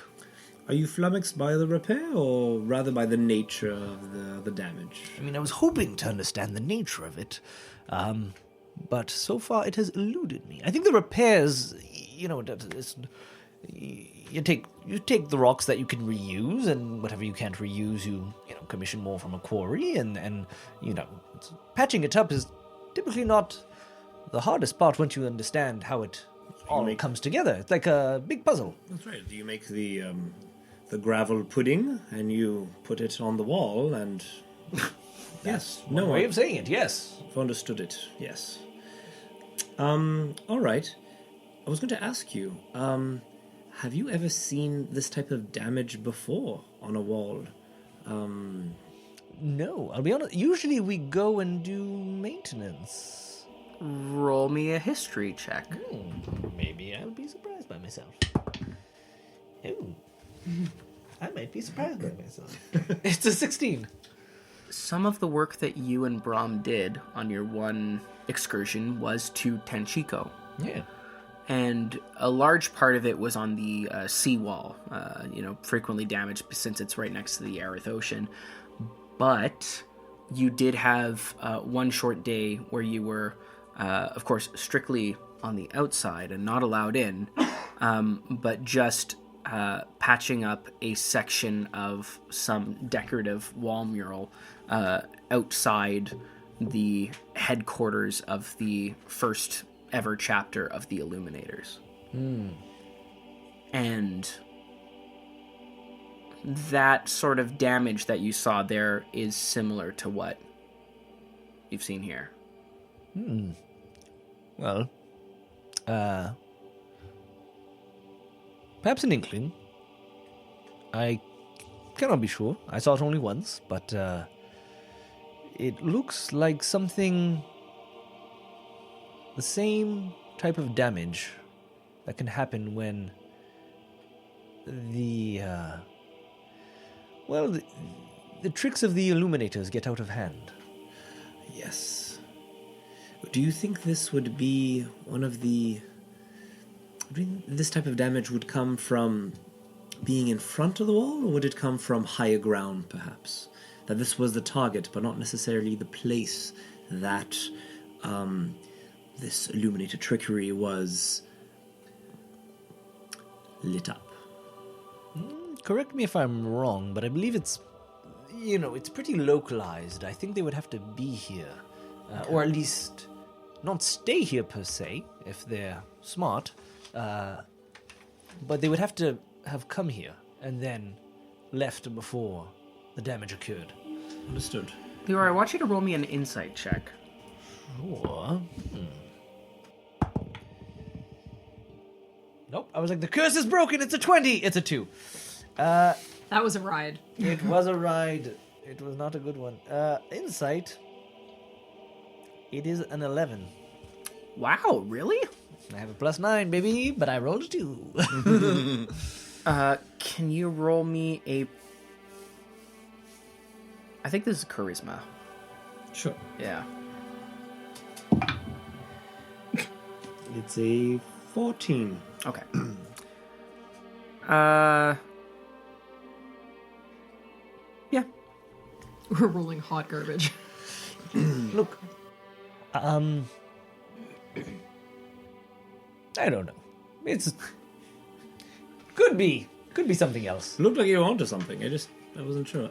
Everything I've heard of the Illuminators has been either they have a cannon that shoots into the air to create something, or it's not necessarily a little, you light up a little line and then, one of the ground boomsticks, but something more projectile, or I'm not sure really what it is, but just wasn't sure if you perhaps had seen anything of the like. No, but there may be someone that we can talk to about that. Great. We perhaps met someone that could... Dirk. I mean, we could. I found some family members who I thought had left a really long time ago, and they did. I wasn't expecting to run into them. And because we're being chased... By the family members? No, by... ran chased. Okay. I didn't want to bring anybody by them. Who rolled a nat 20 on what? When that one? I'll be honest, Dirk, I was talking about Chapstack. Oh. He said he knew somebody... Damn it, Leor. No, before we get to Chapstack, let's keep just No, going let's over go this. we'll bring this up later. We'll go to Chapstack first. Indeed, Chapstack is a good person to have met. Well, he said he knew someone He who knew could get people. us something perhaps similar. Look, sometimes in rebuilding the wall, you need to sometimes weaken areas of it or do controlled demolition. But sometimes there's only so much a stone hammer can do. Anyways, I asked some questions to try and get my hands on something that could help, and he said he knew someone. So, Perfect. It's a good place to start. All right. Paige, roll me a history check. I imagine this whole time I'm just stirring the mortar. Yeah. Like sitting cross-legged with the bucket between my legs. Like, I see that there are 2 numbers on there, which is such positive growth from everything else that's happened. 17! 17! You know that the kind of dynamic devices that the Illuminators have are closely guarded secrets. Like, extremely. Like, guard it with your life. And if you're not born into it, you're never gonna know. So the idea of, like, knowing a guy who knows a guy is kind of sketchy.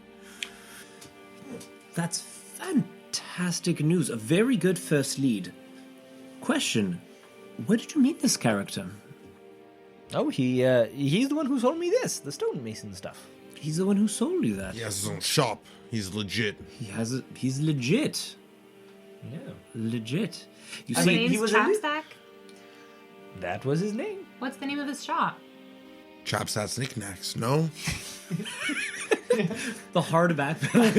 No, you got it. Yeah. Chapstack, sneak stack. No. How now, brown cow? A legit business, huh? I mean, Well, now that you say it out loud, it seems less so, but yes. it had a little thing when you opened the door and everything. It was Like a Leo's little idea. bell?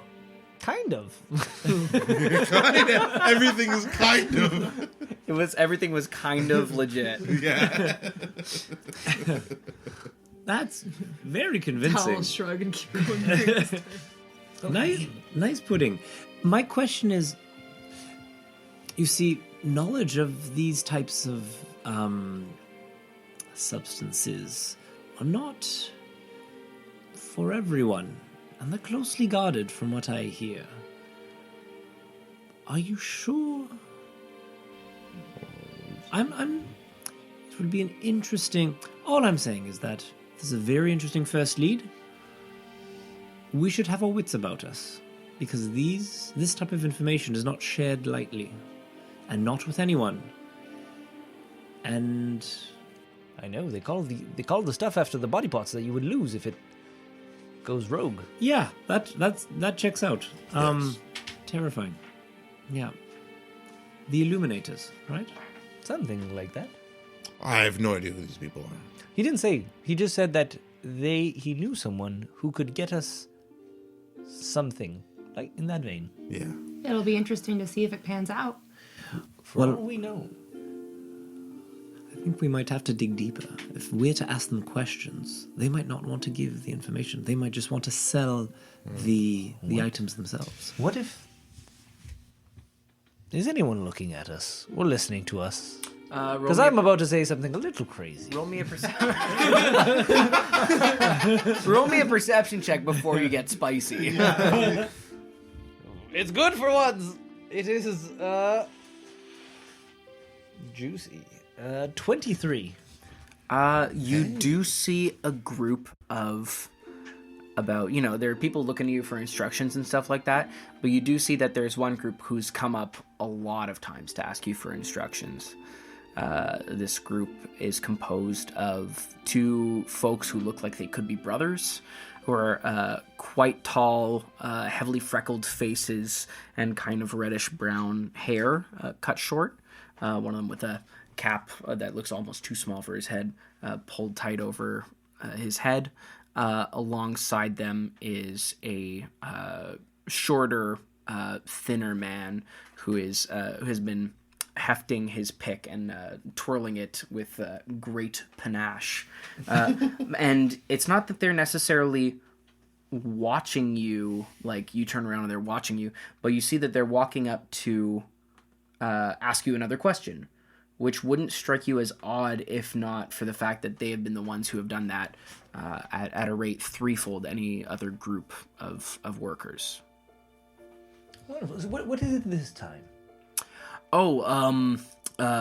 We were just wondering, the short one goes, we're just wondering where we could go to bring all this gravel that we've sorted out. I have a special job for you three. Sure. All right?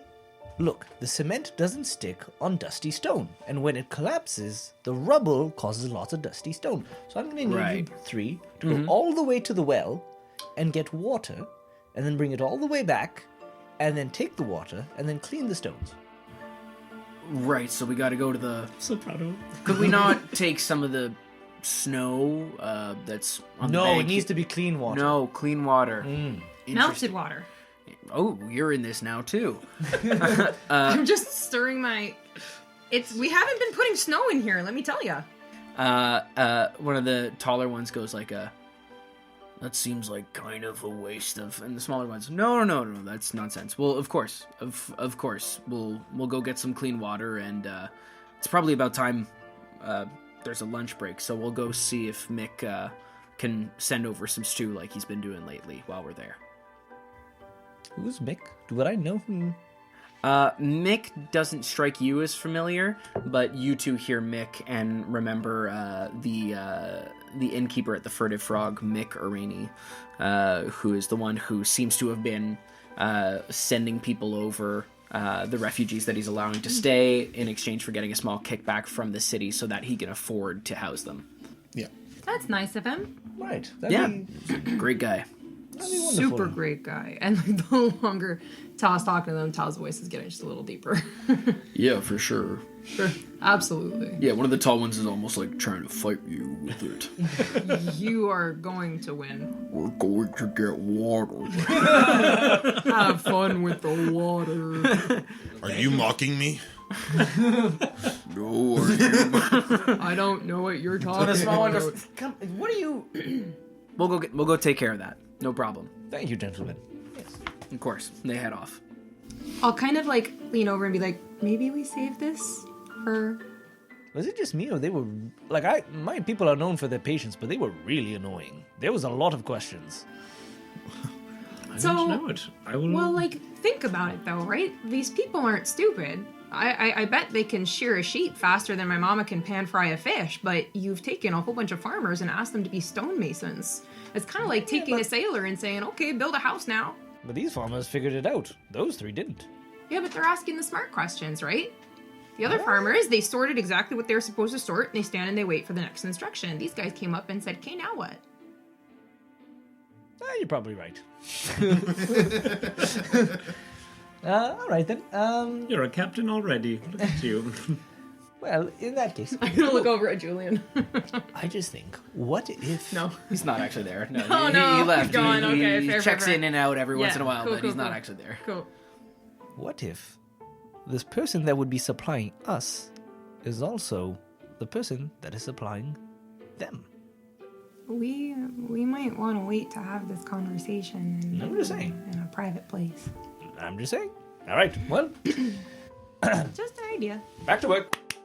As you guys go about your afternoon, breaking for lunch and doing the work that you're doing, sort of what's going through your minds? Because this is kind of like a easy day to sort of like take your mind off of what's happening by going around and doing tasks. But that also leaves you, once the work is settled into a routine, with an opportunity to sort of just do the work by rote and think about whatever you're thinking about, particularly, you know, the events of last night. So where are you at right now, Paige?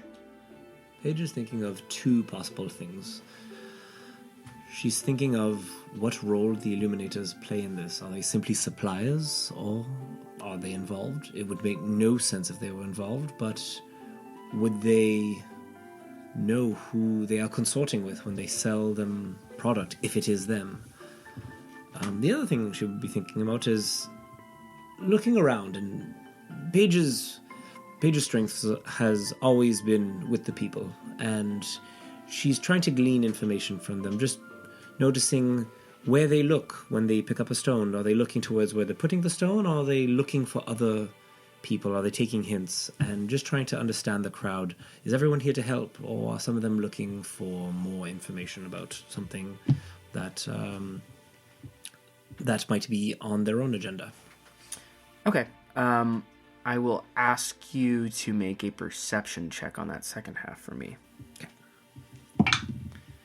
Oh, that's a 15. Okay. 15. Yeah. You see some people that at first you are skeptical of. People who are taking an intense interest in a given task, and that you're thinking, this is a little bit off kilter. And then you turn around and you look at Tala, who has been gleefully mixing cement all day with tremendous interest, and you're reminded that this is a repair of something on this scale is bigger than any construction in most towns that these folks might have come from, and they might just be intrigued or might just be interested. You do see some people that find that they've taken like a genuine interest in what they're doing, some people that are really trying to, you know, rather than just roughly, some people are set to pick rocks apart that are too large or have a fault in them so that they can be put in a like real stable condition.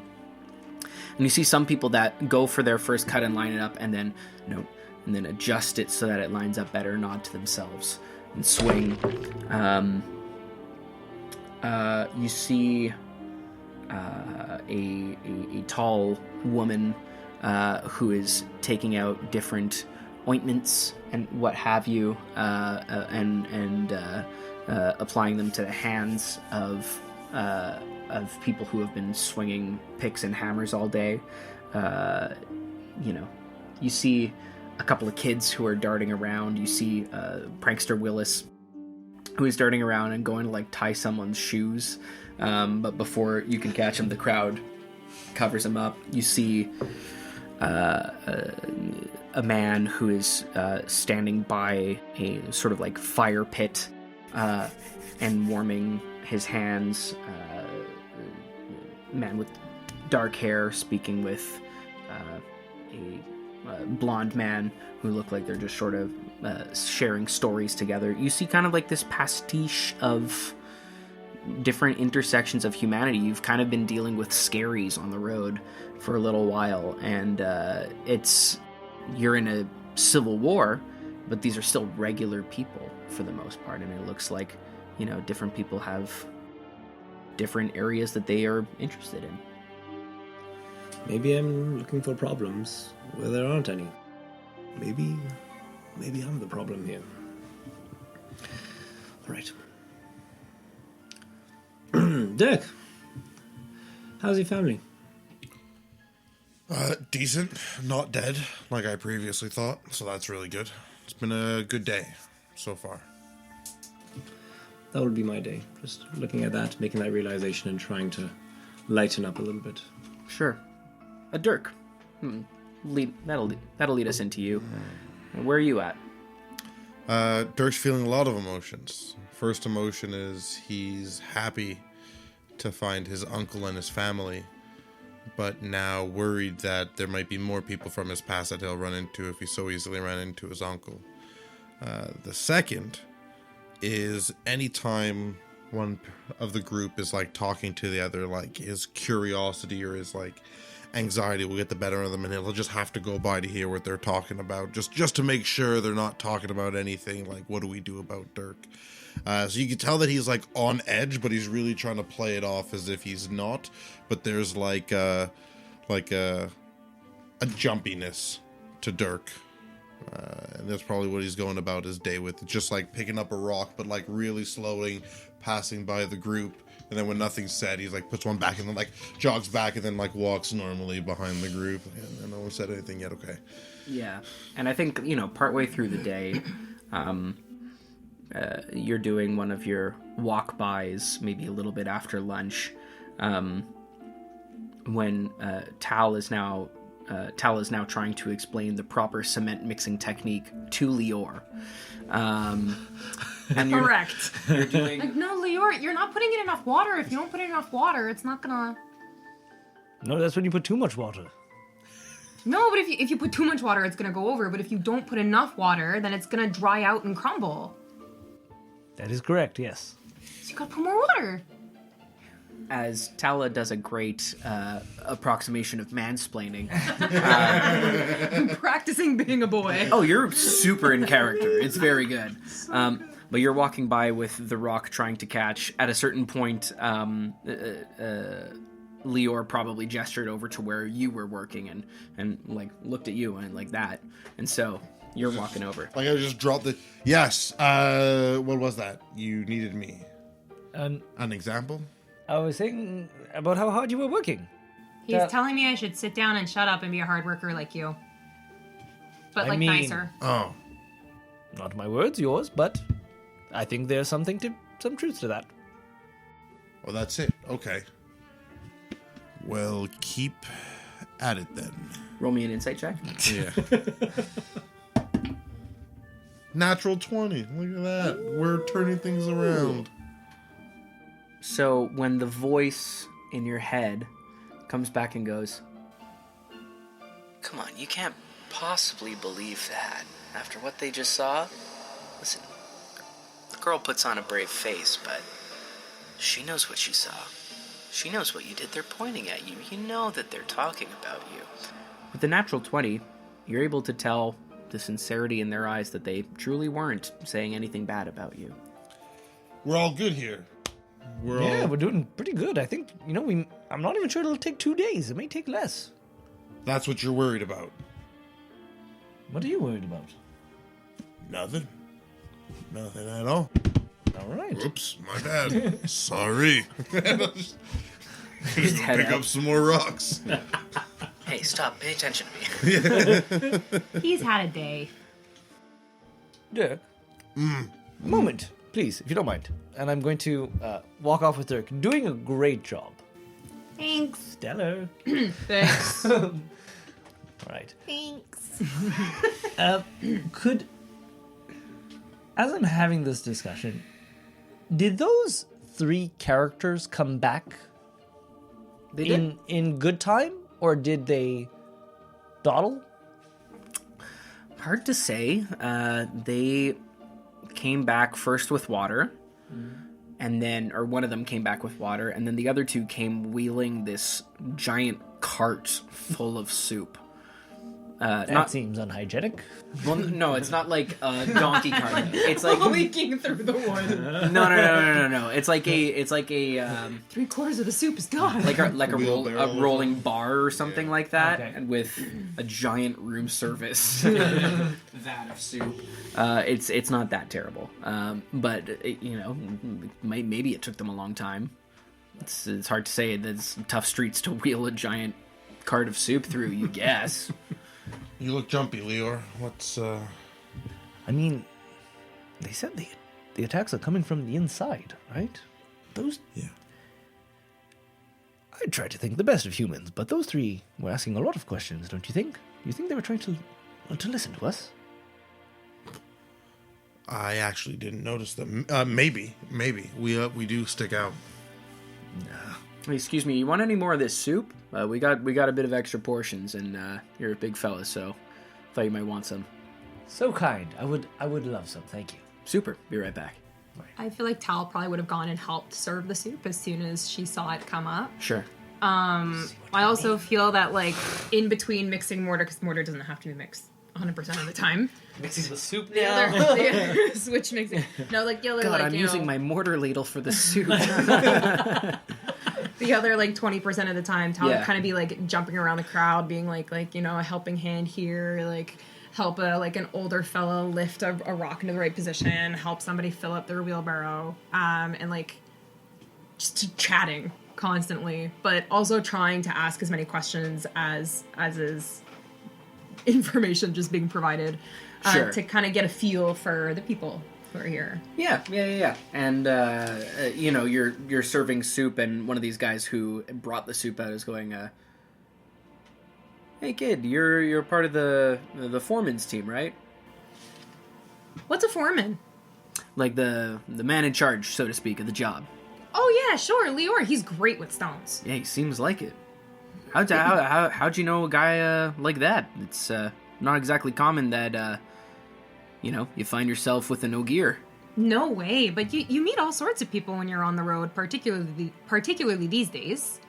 Yeah, I bet. Ain't that the truth? Yeah, like, I left home alone, and I wound up in the capital with these three. It was, kismet, if you will.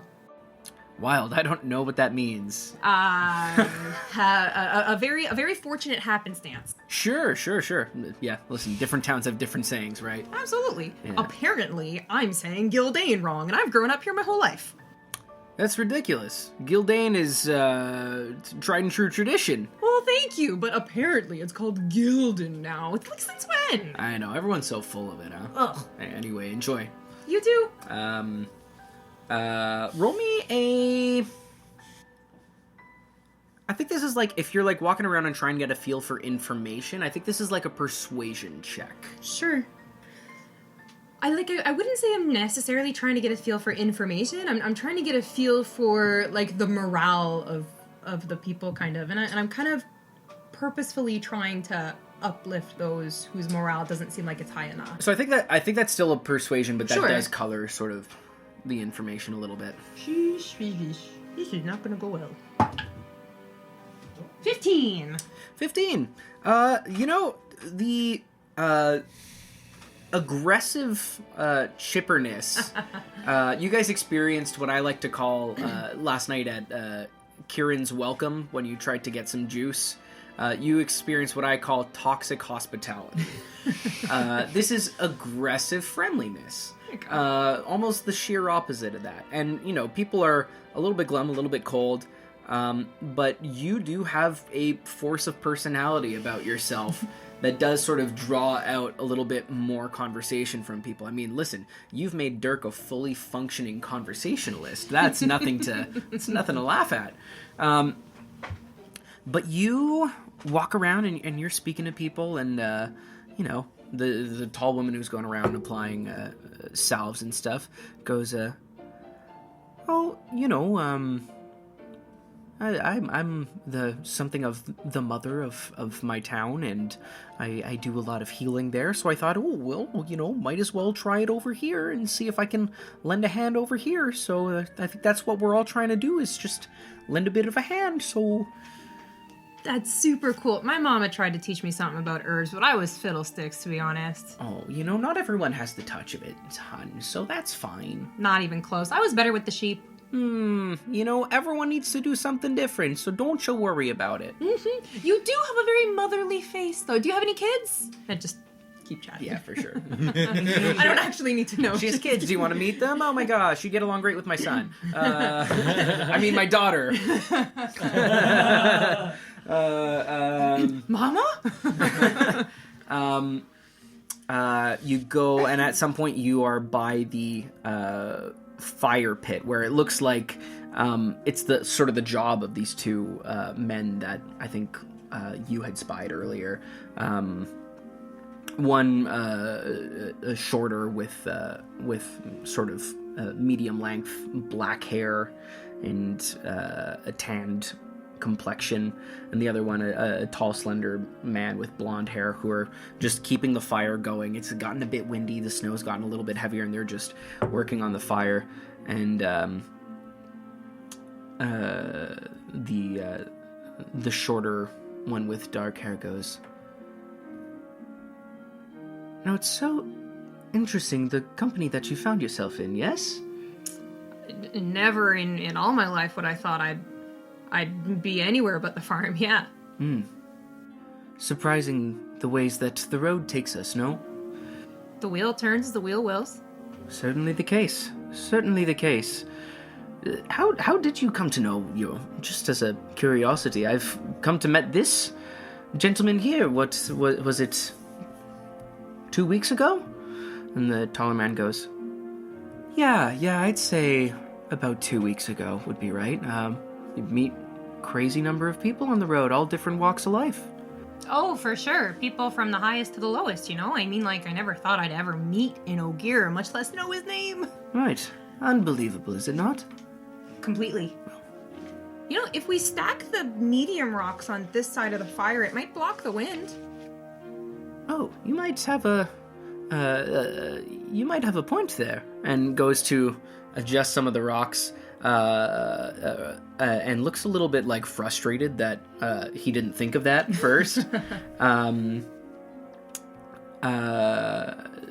Like seeing that frustration, Tal will be like, "You look like a smart fellow. Where are you from?" Oh, me? I'm from a town far, far to the west of here. Oh, west. Oh, I'm south. South. Do you say Gildan or Gildane? Well, I'm actually something of a foreigner, so Gildan would be what we're taught, yes? I guess. Yeah. Roll me an insight check. Sure. Have I listened? Do I hear this conversation? I don't think you're there. No, Okay, no, good. You're doing a different thing. Damn it. Not good. 8. Yeah. Dude, do I know these guys from anywhere? I don't think so. No. No, You've never right? seen these guys in your life. No. Yeah.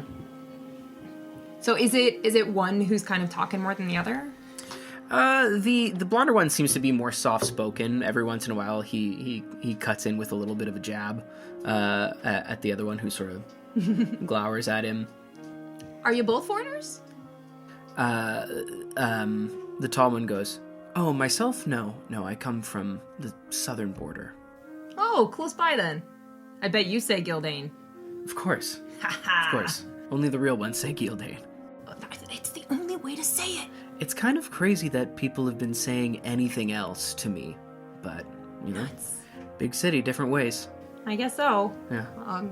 The other guy, so if you're a foreigner, where are you from? I come from the country of Tarabon. Do I know where that is? By the ocean somewhere? Oh, ocean. Yeah. Never seen so much water before. No, I haven't seen it for quite some time. Really? Really? You miss home? In some ways, yes. I've been gone for about 2 months and I miss it for sure. You'll grow to miss it much more than that in the time to pass. I'm sure. Well, we've got work to tend to, but... All right, did you get your soup?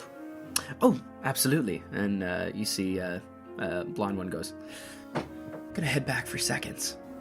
See you later. Cheers." And you just walk around getting a sense for everyone in the crowd. Lior, what's your headspace at from last night? Because I know you've talked about how this thought from Brahm's voice, if not from Brahm. Even though it probably isn't real and it's probably just the shadow,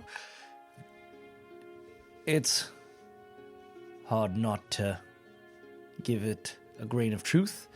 And there's moments of doubt where I can't seem to figure out,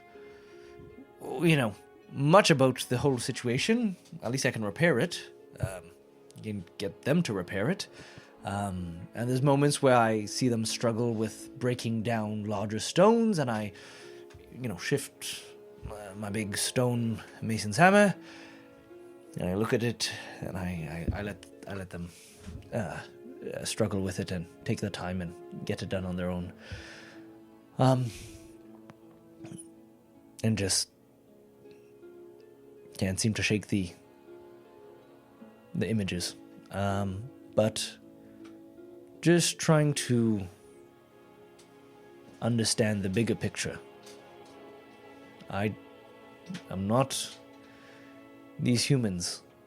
There's so much happening so quickly, and I'm just trying to make everything slow down for just a moment to try and see to the core of it. And I try to think the best of humans, but I think there's something weird about those three. And it doesn't sit well with me.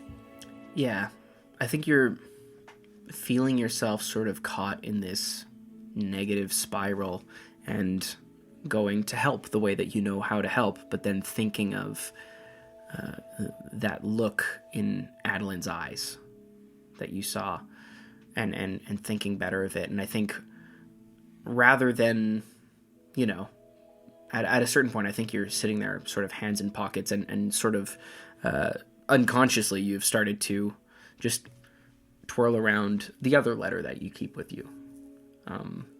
The letter that you had received from Adeline. And I think you might sort of, you know that it probably wasn't real and it wasn't really true and that wasn't really you and that didn't really happen, but I think there is a little bit of an internal shame and no, I can't look at that right now. I can't look at that right now. But I think it burns a hole in your pocket.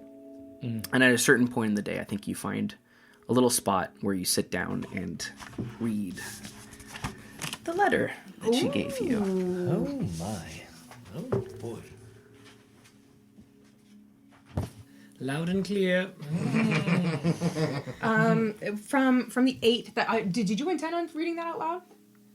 Because I'm more than happy to, but I was giving it out. I thought I was going to read it out loud. Absolutely. For it. I would suggest with pace because I may have gotten carried away and gone oh, that's longer than I intended, but... All right, well, my sweet sunflower, I ache to hear of your indecision, knowing that it must be resolved in such remarkably short notice.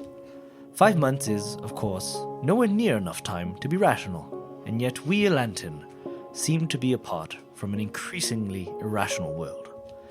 I can't help but laugh at your letter. I'm sorry, that seems unkind, but please let me explain. You wrote to me of the frustrations you feel under the eye of Master Brahm, and those of your dear, wonderful parents, Mael and Senna, whom I hope to meet beyond distant words very soon. You said that the anchor that returned you to peace in your frustration while you await your elder's decision was the day we met, as beautiful a day as you had ever seen, with the gentle breeze of the Arith sweeping over a sunlit field outside Tenshiko, where you first saw the most beautiful girl, or if your letters are any indication, the most perfect dimple you had ever laid your wondering eyes upon. I remember that day differently. The freezing sleet was rivaled only by the gale force winds that blasted salt water, tears up from the ocean to our field, where I stood miserably and muddy from falling out of a tree where I had chased a wayward map. Your gift, my love, is that in that moment you didn't see the terrible storm, the scattered papers, or an angry, petulant girl. You chose to part the clouds of your mind and smile under the sky. And that is why I called you my sunflower, Leo. No matter the rain or storm in your face, you always find a way to turn your face towards the sun and beam its light for us lucky ones who know you. I know you worry about disappointing Brahm or your elders by going outside without a full discussion. In truth, I don't want you to leave either. It is a dangerous time to go over the mountains, and you lie even closer to its path than we do in Shadun. But I hope you do. The one that I will wed is one who can delve into the iciest field and live through the longest winters, because he knows that the soil there needs a life that he alone can bring. It wouldn't be you to sit and wait when you know that there can be action, even if you are as hasty as the Elanton have ever seen. Help the seeds of Gildan grow to life once more, Lior. I'll be waiting in that rainy field, eager to hear of who else has been as lucky as I to smile in the warmth of your light. Yours forever, dearest one, Adeline. Is Adeline human? Okay. No, for some reason it's meeting at the city of.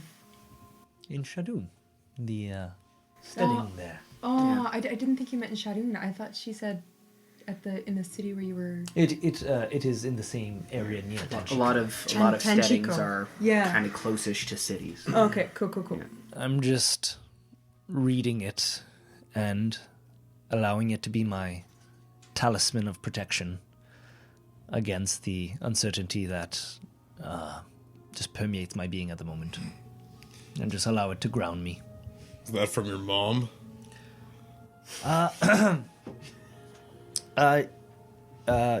Perhaps. Yes. Sorry. Caught me unaware. Okay. You okay, Leo? Yes. We don't have to talk about it. Oh, don't we never. You okay? Me? No, terribly upset.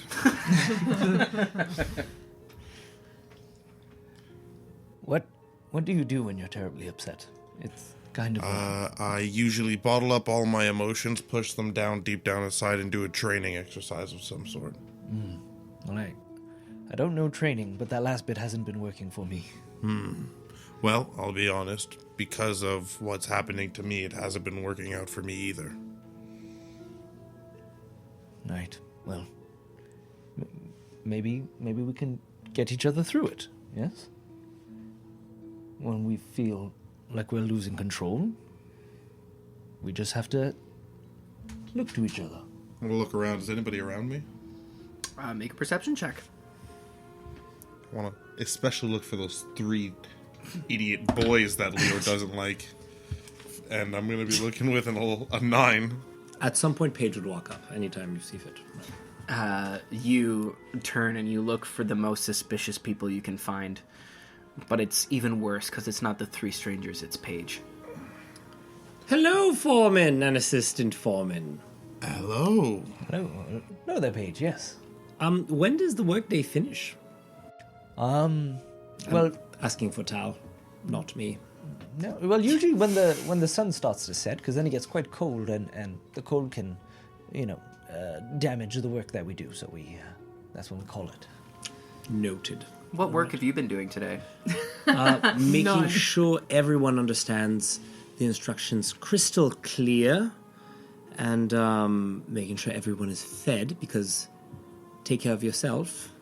It's very important on cold days. And how do you feel the progress of the repair is going so far?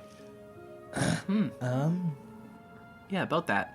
Yeah. I want you to make me a stonemason's check with advantage. Because you have a lot of people helping you. While he does that, from the None of them have 8 been insight good. that I rolled on those guys, did I get any sort of inkling of suspiciousness, or was it just like, I don't know? No, you met a lot of different people. Cool. Yeah. Cool. The accent of the other one struck you as, like, vaguely familiar. But there's a lot of people with a lot of different fancy ways of talking. This is like a melting pot of the whole country of Gildane, which you're growing to... coming to learn is a lot bigger than your idea of it. So, it could be from all over. Yeah. What is a stonemason's check? That's such a good question. I think it would probably be...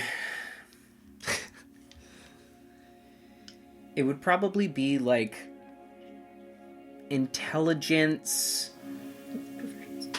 with proficiency or something like that, or... Yeah, that's fair. Yeah, unless you can give me a very convincing argument for strength, I haven't been doing much of that today, so Yeah, I'm gonna... exactly. So I think it's more because you've been directing more than you've been actively. Gotcha. Yeah. Okay. Thank God for advantage. That's an at 20, baby. Listen, you were right when you said 2 days, and you edged off of the one. You were right when you said 2 days, but like it's not gonna take you 2 full days. This baby's gonna be done in time for lunch tomorrow. Yeah, it's quite good. You humans are pretty good. Oh, thank you. Yeah. We work pretty hard, what can I say? Yeah, I think we should be done probably noon tomorrow. Great. That's good for the repair. I haven't really thought of anything in terms of where the attack could come from, and the more I think of it, most of the people here, they're just good people. They're from the countryside, they're looking for work, and I haven't found any suspicious characters. I'm starting to think maybe I'm looking for trouble in the wrong place. There's even a couple foreigners. Oh, yeah. Yeah, I think there's quite a few. I've listened to conversations here and there, but I haven't been able to, haven't met anyone, let's say. Not Lior has. Yeah? There's a couple characters doesn't pass the sniff test to Lior. Look. Gonna look around again, because they are literally there all the time. Make a perception check. The big boulder. Doop, doop, doop. Oh, well, okay, it's a 18. 18. You see them around, but they're not coming up to you to ask any sort of question. It looks like they're the 2 bigger ones are really like hauling the larger rocks to like put in place, while the smaller one is sort of like spackling them over, just for the area that you're trying to fill before you really do a nice finish on it. Don't get me wrong, they're working hard, but there is something about those 3 that I just cannot put my finger on.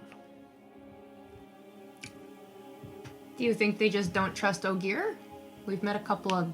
I've met a lot of people like that. yeah. It is not the same feeling. No. There is you. mistrust. And then there is careful, persistent, just observing, calculating. I imagine I would have circled around to them a couple times throughout the day. Did I get any sort of feel off of them? Insight check. Natural one! You hit the side and everything. No, you did not get any sort of feel off of No. it. I'm so sorry. This is a rough day. They're just tough This is a people. rough one. It's tough. No, it's Yeah. good. Lior, take that back. They seem great. They're just hard workers. Look, I could be wrong. I think... I thought everyone seemed really nice. You're a good judge of character, and I think we've all had a difficult day. Not necessarily... It's been a good day in some ways, but sometimes, when the path is not straightforward, we tend to see things where there are none. However, I'll go lend an ear, and I'll see what I can pick up on them. If any of you see anyone that you believe might not be here for the best of intentions. I've been talking to an awful lot of people today, and everybody seems lovely. That's my observation as well. That's why I was thinking maybe there's no one here, but the attack did come from the inside, so... When things seem too good to be true, most likely they are. We're being fooled by someone somewhere. We just don't know who yet. Let me know if you have a feeling of who that might be. I'll let everyone know that sunset is in roughly... It's coming close to the end of the day's work, and you figured that you can actually cut off the day's work earlier than anticipated. Like, you were thinking, if I push it till, just at sunset, maybe we can finish it in 2 days, and you're like, no problem, I can cut it with plenty of light left. Yeah, you could go speak to them. Yeah, I'll let them know that We're wrapping up. we're wrapping up. No Yeah, problem. get a feel. Perfect. Has Julian or Felix come by? Julian stopped by a couple times throughout the day, and towards the tail end of the afternoon, he goes, "Hey, hey, bro." Hey, bro. Bro. It's normal when you say it. It feels weird from me. Listen, Captain told me that he can't make it today. Got a bunch of stuff on his docket, but he'll be stopping by tomorrow for sure when they're coming close to completion. So you could grab him then, I guess. Very cool. Does he know that his brother Tal is here? You know, I tried to tell him, and just it didn't. I didn't have. I didn't really have time. To tell him. You're full of shit. You're full of shit, Julian. Yeah, I know. You're full of it. But you know what? As long as he doesn't turn around and say, "No, I don't. I have a sister named Tala." Yeah, that's not going to be a problem. That's not going to be a problem. No. Don't worry about it. Felix is pretty smart. Yeah, Felix is great, so don't worry about that. Just, maybe in front of everybody, just call him Captain Millen. It's a sort of status thing, but if you pull him aside, obviously, Stiller, bro. Bro. Yeah. All right. I'm going to head out. Cool. I think we're wrapping up here. Yeah, for sure. It looks like you guys actually did a lot of work. I know nothing about stonemasonry, but it looks like things are promising. I learned that you have to keep mortar moist. Interesting. Interesting. Mm-hmm. But then how does it dry? The same way everything dries. Right, for me, that just raises more questions. Mama used to hang our clothes on a line when they were wet, and then, a couple hours later, they were dry. I never had to pay attention to that. See you later, Tal. Boys. And walks off. You walk up to a couple of folks. Yeah. And say we're going to wrap up for the day. Yeah, I'll be saying thank you for your work, everyone, ladies and gents. You've been a fantastic team. You've all done so well. And then I'm going to let these two go. I'm going to subtly channel the detect thoughts, and I'm going to point in that direction and say, you three have been such hard workers. How do you feel about today's work? Feel pretty good about it. This is certainly a lot faster than the last wall we put up. Oh, didn't know we had veterans. That's fantastic. Yeah, this is second time for us. Great. So. Where was that first one? First one, I believe, was on the western side. Western side. Oh. Yeah, it was on the western wall. I wasn't there for that one, so really appreciate your input on this one. Yeah, absolutely. Hey, listen, everybody, I don't know where you folks are staying, but community meal at the Frog, if you guys are hungry.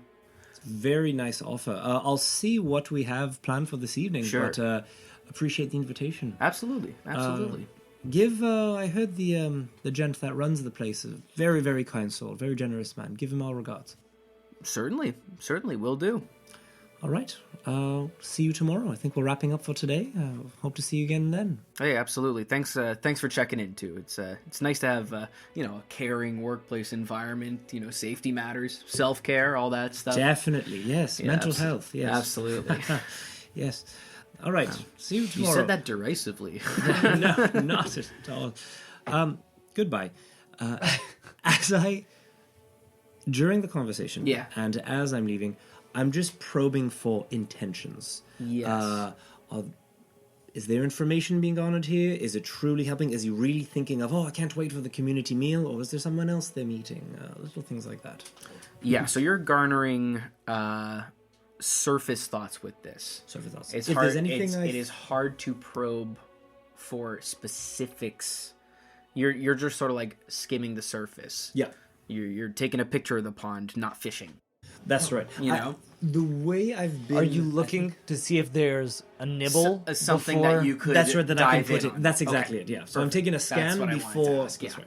Because I could dive in right away. I can definitely do that. Yeah. I'm just not sure. So while you are... Is there a particular one that you are focusing on? Yeah. It's the intention. Is this... No, I mean of the three. People.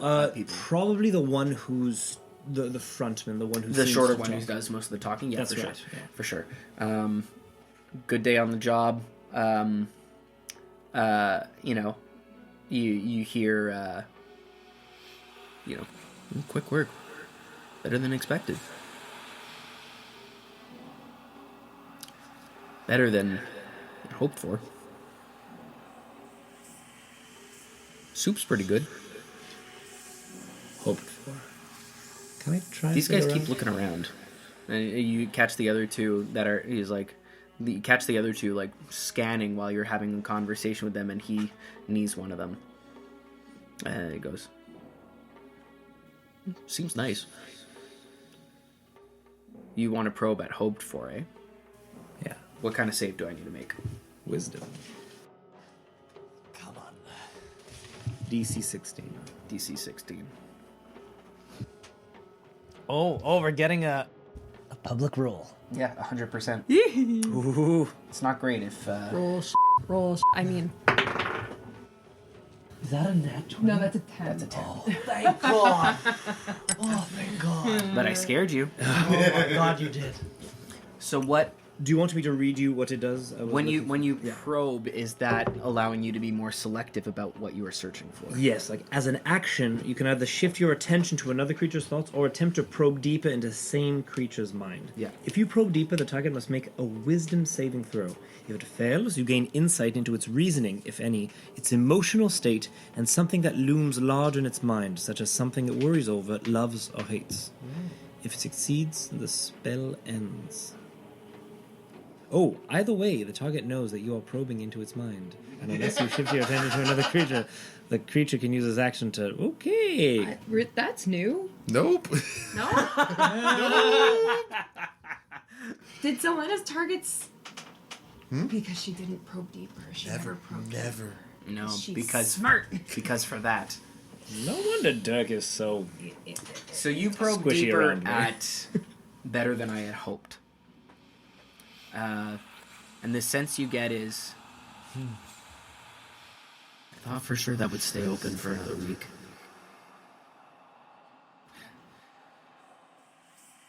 Firebug aren't like this. Well, it's alright because, a couple more days until we have our... Wait, what the... and just looks at you and goes... Yeah, Yeah, by noon tomorrow, perhaps. Maybe even better. right. Hey, we gotta get out of here. Hope to see you there. What was the last little bit? Firebug won't like this. Firebug won't like this. And then he was starting to go, hey, I mean, at least there's only a couple more days until... Wait, what the... and then noticed sort of what was happening. And just sort of grabs the other two and gives you a look like... A lot of it's been, yeah, it's been, job went pretty well. And then he caught you doing this, and the demeanor changed from, yeah, to... Yeah, we gotta go. All right. Yeah. And bounced out. Perfect. Firebug. And you said a couple more days. Oh, you have it? Yeah, Okay. Michelle's got those. Perfect. All right.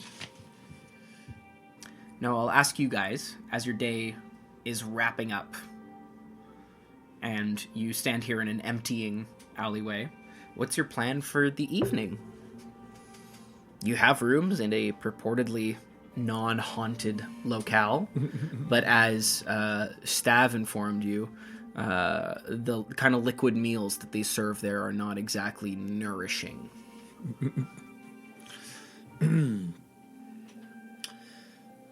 Are you all feeling hungry? I know I am after a hard day's work. Ooh, really. Your hands are so clean. Tuck them into my pockets. I could always eat. I don't see. No. Yeah, I'd be down for supper. Perfect. I'd be down for supper, says Neo Gear. Yeah, I could get down with that. I could throw down on some Zaw. Okay, great. Where do I notice anyone around us? Is this you said an alleyway, right? What you were working in was basically a street that ends at the wall. So like, Okay, perfect. maybe alleyway isn't the right choice, but like Yeah. you're at the end of a street, it's dead end sort of a thing. All right. That inn that we stopped at with the food was really expensive. Maybe we should just look for like a street cart or something. I think a street cart would be good. We'll be able to grab some food to eat and discuss those three. There is something there.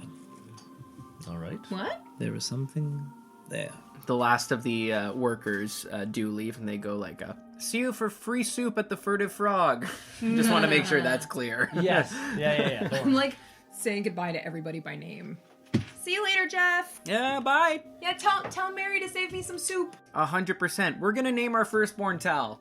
Ah, What did you tell them? That's nothing. We just talked. all right. Jeff and Mary. Jeff and Mary. Mary's like 4 months pregnant. Their son is going to be named Tal. I really hope it's a boy. Goodness gracious. Such I good mean, if news. it's a girl, we could change it to Tala or something. That's I've never heard of that name. That's a beautiful name. Interesting. you're overdoing it. Roll a this is deception check. this is what I do. You're not. Anyways, it's good. After talking to you, I feel weirdly ready to be a girl dad. Maybe we can stop by the Furtive Frog. The name Firebug was mentioned. By who? The lad that you were eyeing. He expected, or hoped rather, that it would take longer. He specifically was thinking about a week. He said Firebug would not be happy. He also mentioned that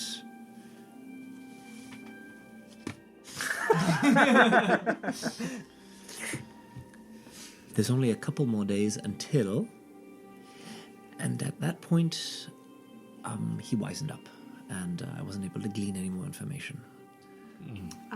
Two things. One,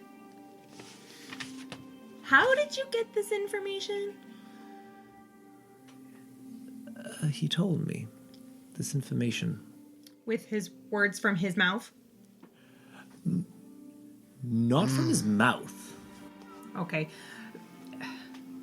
If there's something that's going to happen in a couple days and we don't know what, shouldn't we tell Felix? Caption. We don't even know what it is yet. We don't. But That reminds me. Everybody, come closer. And I'll wait until I'll lean closer. And I'll go. I'm like literally trying to like slap Paige in the face. I was so ready I know for that. you were ready for that. Stay out of my head, Paige. I got that message earlier.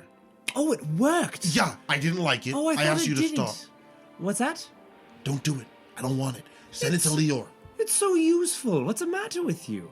A You lot sent of a message to Dirk instead of me? It was just a trial run. I wanted to make sure it worked in the worst case. Just wanted to make sure it worked on everyone, even those who were not expecting it. I figured with you, a person with an open mind, it would land easily. However, I Of wasn't sure course. the reaches of it. So I was just trying it on rougher ground, if you will. maybe try it on Leor from now. Sure, of course. So So to be clear, we have learned that they thought for sure it would stay open for another week. No. They were hoping it would stay open for another week, that there's someone called Firebug that would not be happy, and in a couple days, something's happening. Something's happening. We don't know what's happening, and we're not going to tell the people who are responsible for keeping the wall safe. We're not going to warn them. They're going to ask a lot of questions as to how we got this information. So we say that we were eavesdropping and we overheard conversation. I don't think this information was meant for them. I think this information is something that we should keep to ourselves, try and further its collection, and then Did you just let them Why? go? let them go. I never had them. What are you talking about? Well, we should be following them. Well, we know where they're staying. This is why I think we should go grab some free soup At the at very that. front. Let's do this. Perfect. Finally, something I'm good at. Let's. We're going to do something about it. We're going to find out what's going on. And then we can talk to Captain Millen. I think Felix should know. Felix will know. Just not yet. How does that sound? It's in a couple days, whatever it is. So when are we going to tell Felix? It We'll might- see him tomorrow, but what if something happens to the wall tonight? Listen, this is not a prophecy. It might not even happen. This person doesn't know. We're just hoping to... It might be his aunt's birthday. We have no idea. I am willing to bet 4 silver marks that something happens to the wall between now and tomorrow. Paige is me. Tal, do you have 4 silver marks? Yes. That's all oh no, I have those 2 gold, don't I? I think you do, yes. From when I bet 2 gold and 4 silver marks. No, Tal, you don't have to bet all of it all the time. Yeah, I'll take those odds. just a guy emerges from a doorway. What are we betting on? Fine. I bet 4 silver marks that something's going to happen to the wall. Tonight? Well then, how about we keep an eye on them? That way we ensure that nothing happens to the wall tonight. What if they're not at the Furtive Frog? What if they got some sort of idea that Paige was listening to them? I'm confused. Well, I mean, usually we only know it's Paige when she goes like, "Hello, it's Paige." So she probably... Well, I know someone's talking in my head when they start talking. Yes, that's for sure. I didn't say a word, so no talking. We're getting a little bit carried away here. How about we head over to the frog? Let's do it. Soup in our system. Last thing they said, Oh, there's they worked on the other repair work. It was on the west wall, I believe. Maybe we should check that out. Yes. Do you think we... If I recall the layout of the town, would we be able to swing by there on the way to the Furtive Frog? Yeah, if you take a roundabout way, you can hit the western wall, sort of cut through some streets. Just to have a look 100%. at it. If there's any soot on the walls, perhaps we'll be able to see, was it the same type of repair from the same type of incident? Yeah. I think it's worth a look. Good. Quick one. Perfect. You guys set off from a very productive day at work, a shockingly productive day at work. Maybe underestimating the willpower of soup-fueled refugees, but you put good systems together. You delegated as needed. You motivated the troops as needed. You supervised. Exhausted. So tired. How do people live like this? It's ridiculous. I could do this for maybe another half day. That's convenient because that's all you got left. Thank goodness for that. But you guys head over to the western wall and start to, all individually and sort of like conspiratorially, like bouncing ideas off of each other, start to, for the first time, not just be reactive, but start to concoct a plan. And as you are doing this, I'll notice, even if Lior doesn't, that Lior at the end of day, perhaps impressed by his work, perhaps impressed by the letter from his mom, and in Lior's heart of hearts, reassured by his letter from Adeline, Lior seems to be walking a bit taller than he has since even the cave attack. And that rubs off on you guys. After the rough night you had the day before, the most shaken among you, at least from their standard state, has put in a solid day of showing that he is the best at something. And that pride shows. And you all walk a little bit taller as you head off to start your investigation. And that's where we're going to end for tonight. And Lior, your tree song ability has been upgraded. Oh, damn. Once per day, you can cast the Entangle spell. Oh my god, that is so And dope. I'll let you know about like DC and stuff later. But yeah, Very cool. Nice. that was good. Wow, what a good episode to burn the worst rolls I've ever seen in my life. That was ridiculous. What was up with that? It was I so- rolled a The ridiculous. Investigation was Right, yeah, Brad's was just burning his notes as we roll. Well, no, it was because I was like, okay, listen, this day So much backstory thought. This day is gonna take not too long, as is my habit. I never think anything's gonna take long. But then it took longer just because you guys had to roll a good 8 times to get any one piece of information. But that was cool. Couple little fun shops, a shopping episode, and I want to know what's up with those guys. what's up with those wild and crazy guys? those two. I don't know, man. Those Yeah, those two with the weird questions. I have a man. feeling and I don't how know. they asked the questions. How they answered Interesting. the half-truth, yeah. Interesting. Quite interesting, yes. They reminded me a lot of Rather. someone. Rather. I don't think, but can't think of it. You're right. Someone. Who could say what that could possibly be? We'll get to that maybe next time. If actually, I'm not going to promise that we're going to get to that next time. We'll get to something next time. Thanks for watching our show. As always, you can catch our next episode airing next Tuesday night at 7 p.m. Eastern Standard Time. Until then, You are Brad. I am Brad. I always say until then and don't know what to say. I've had a fun time, and thank you for tuning in to Who's Taking Watch? The Dragon's Might. See you next time. Wow.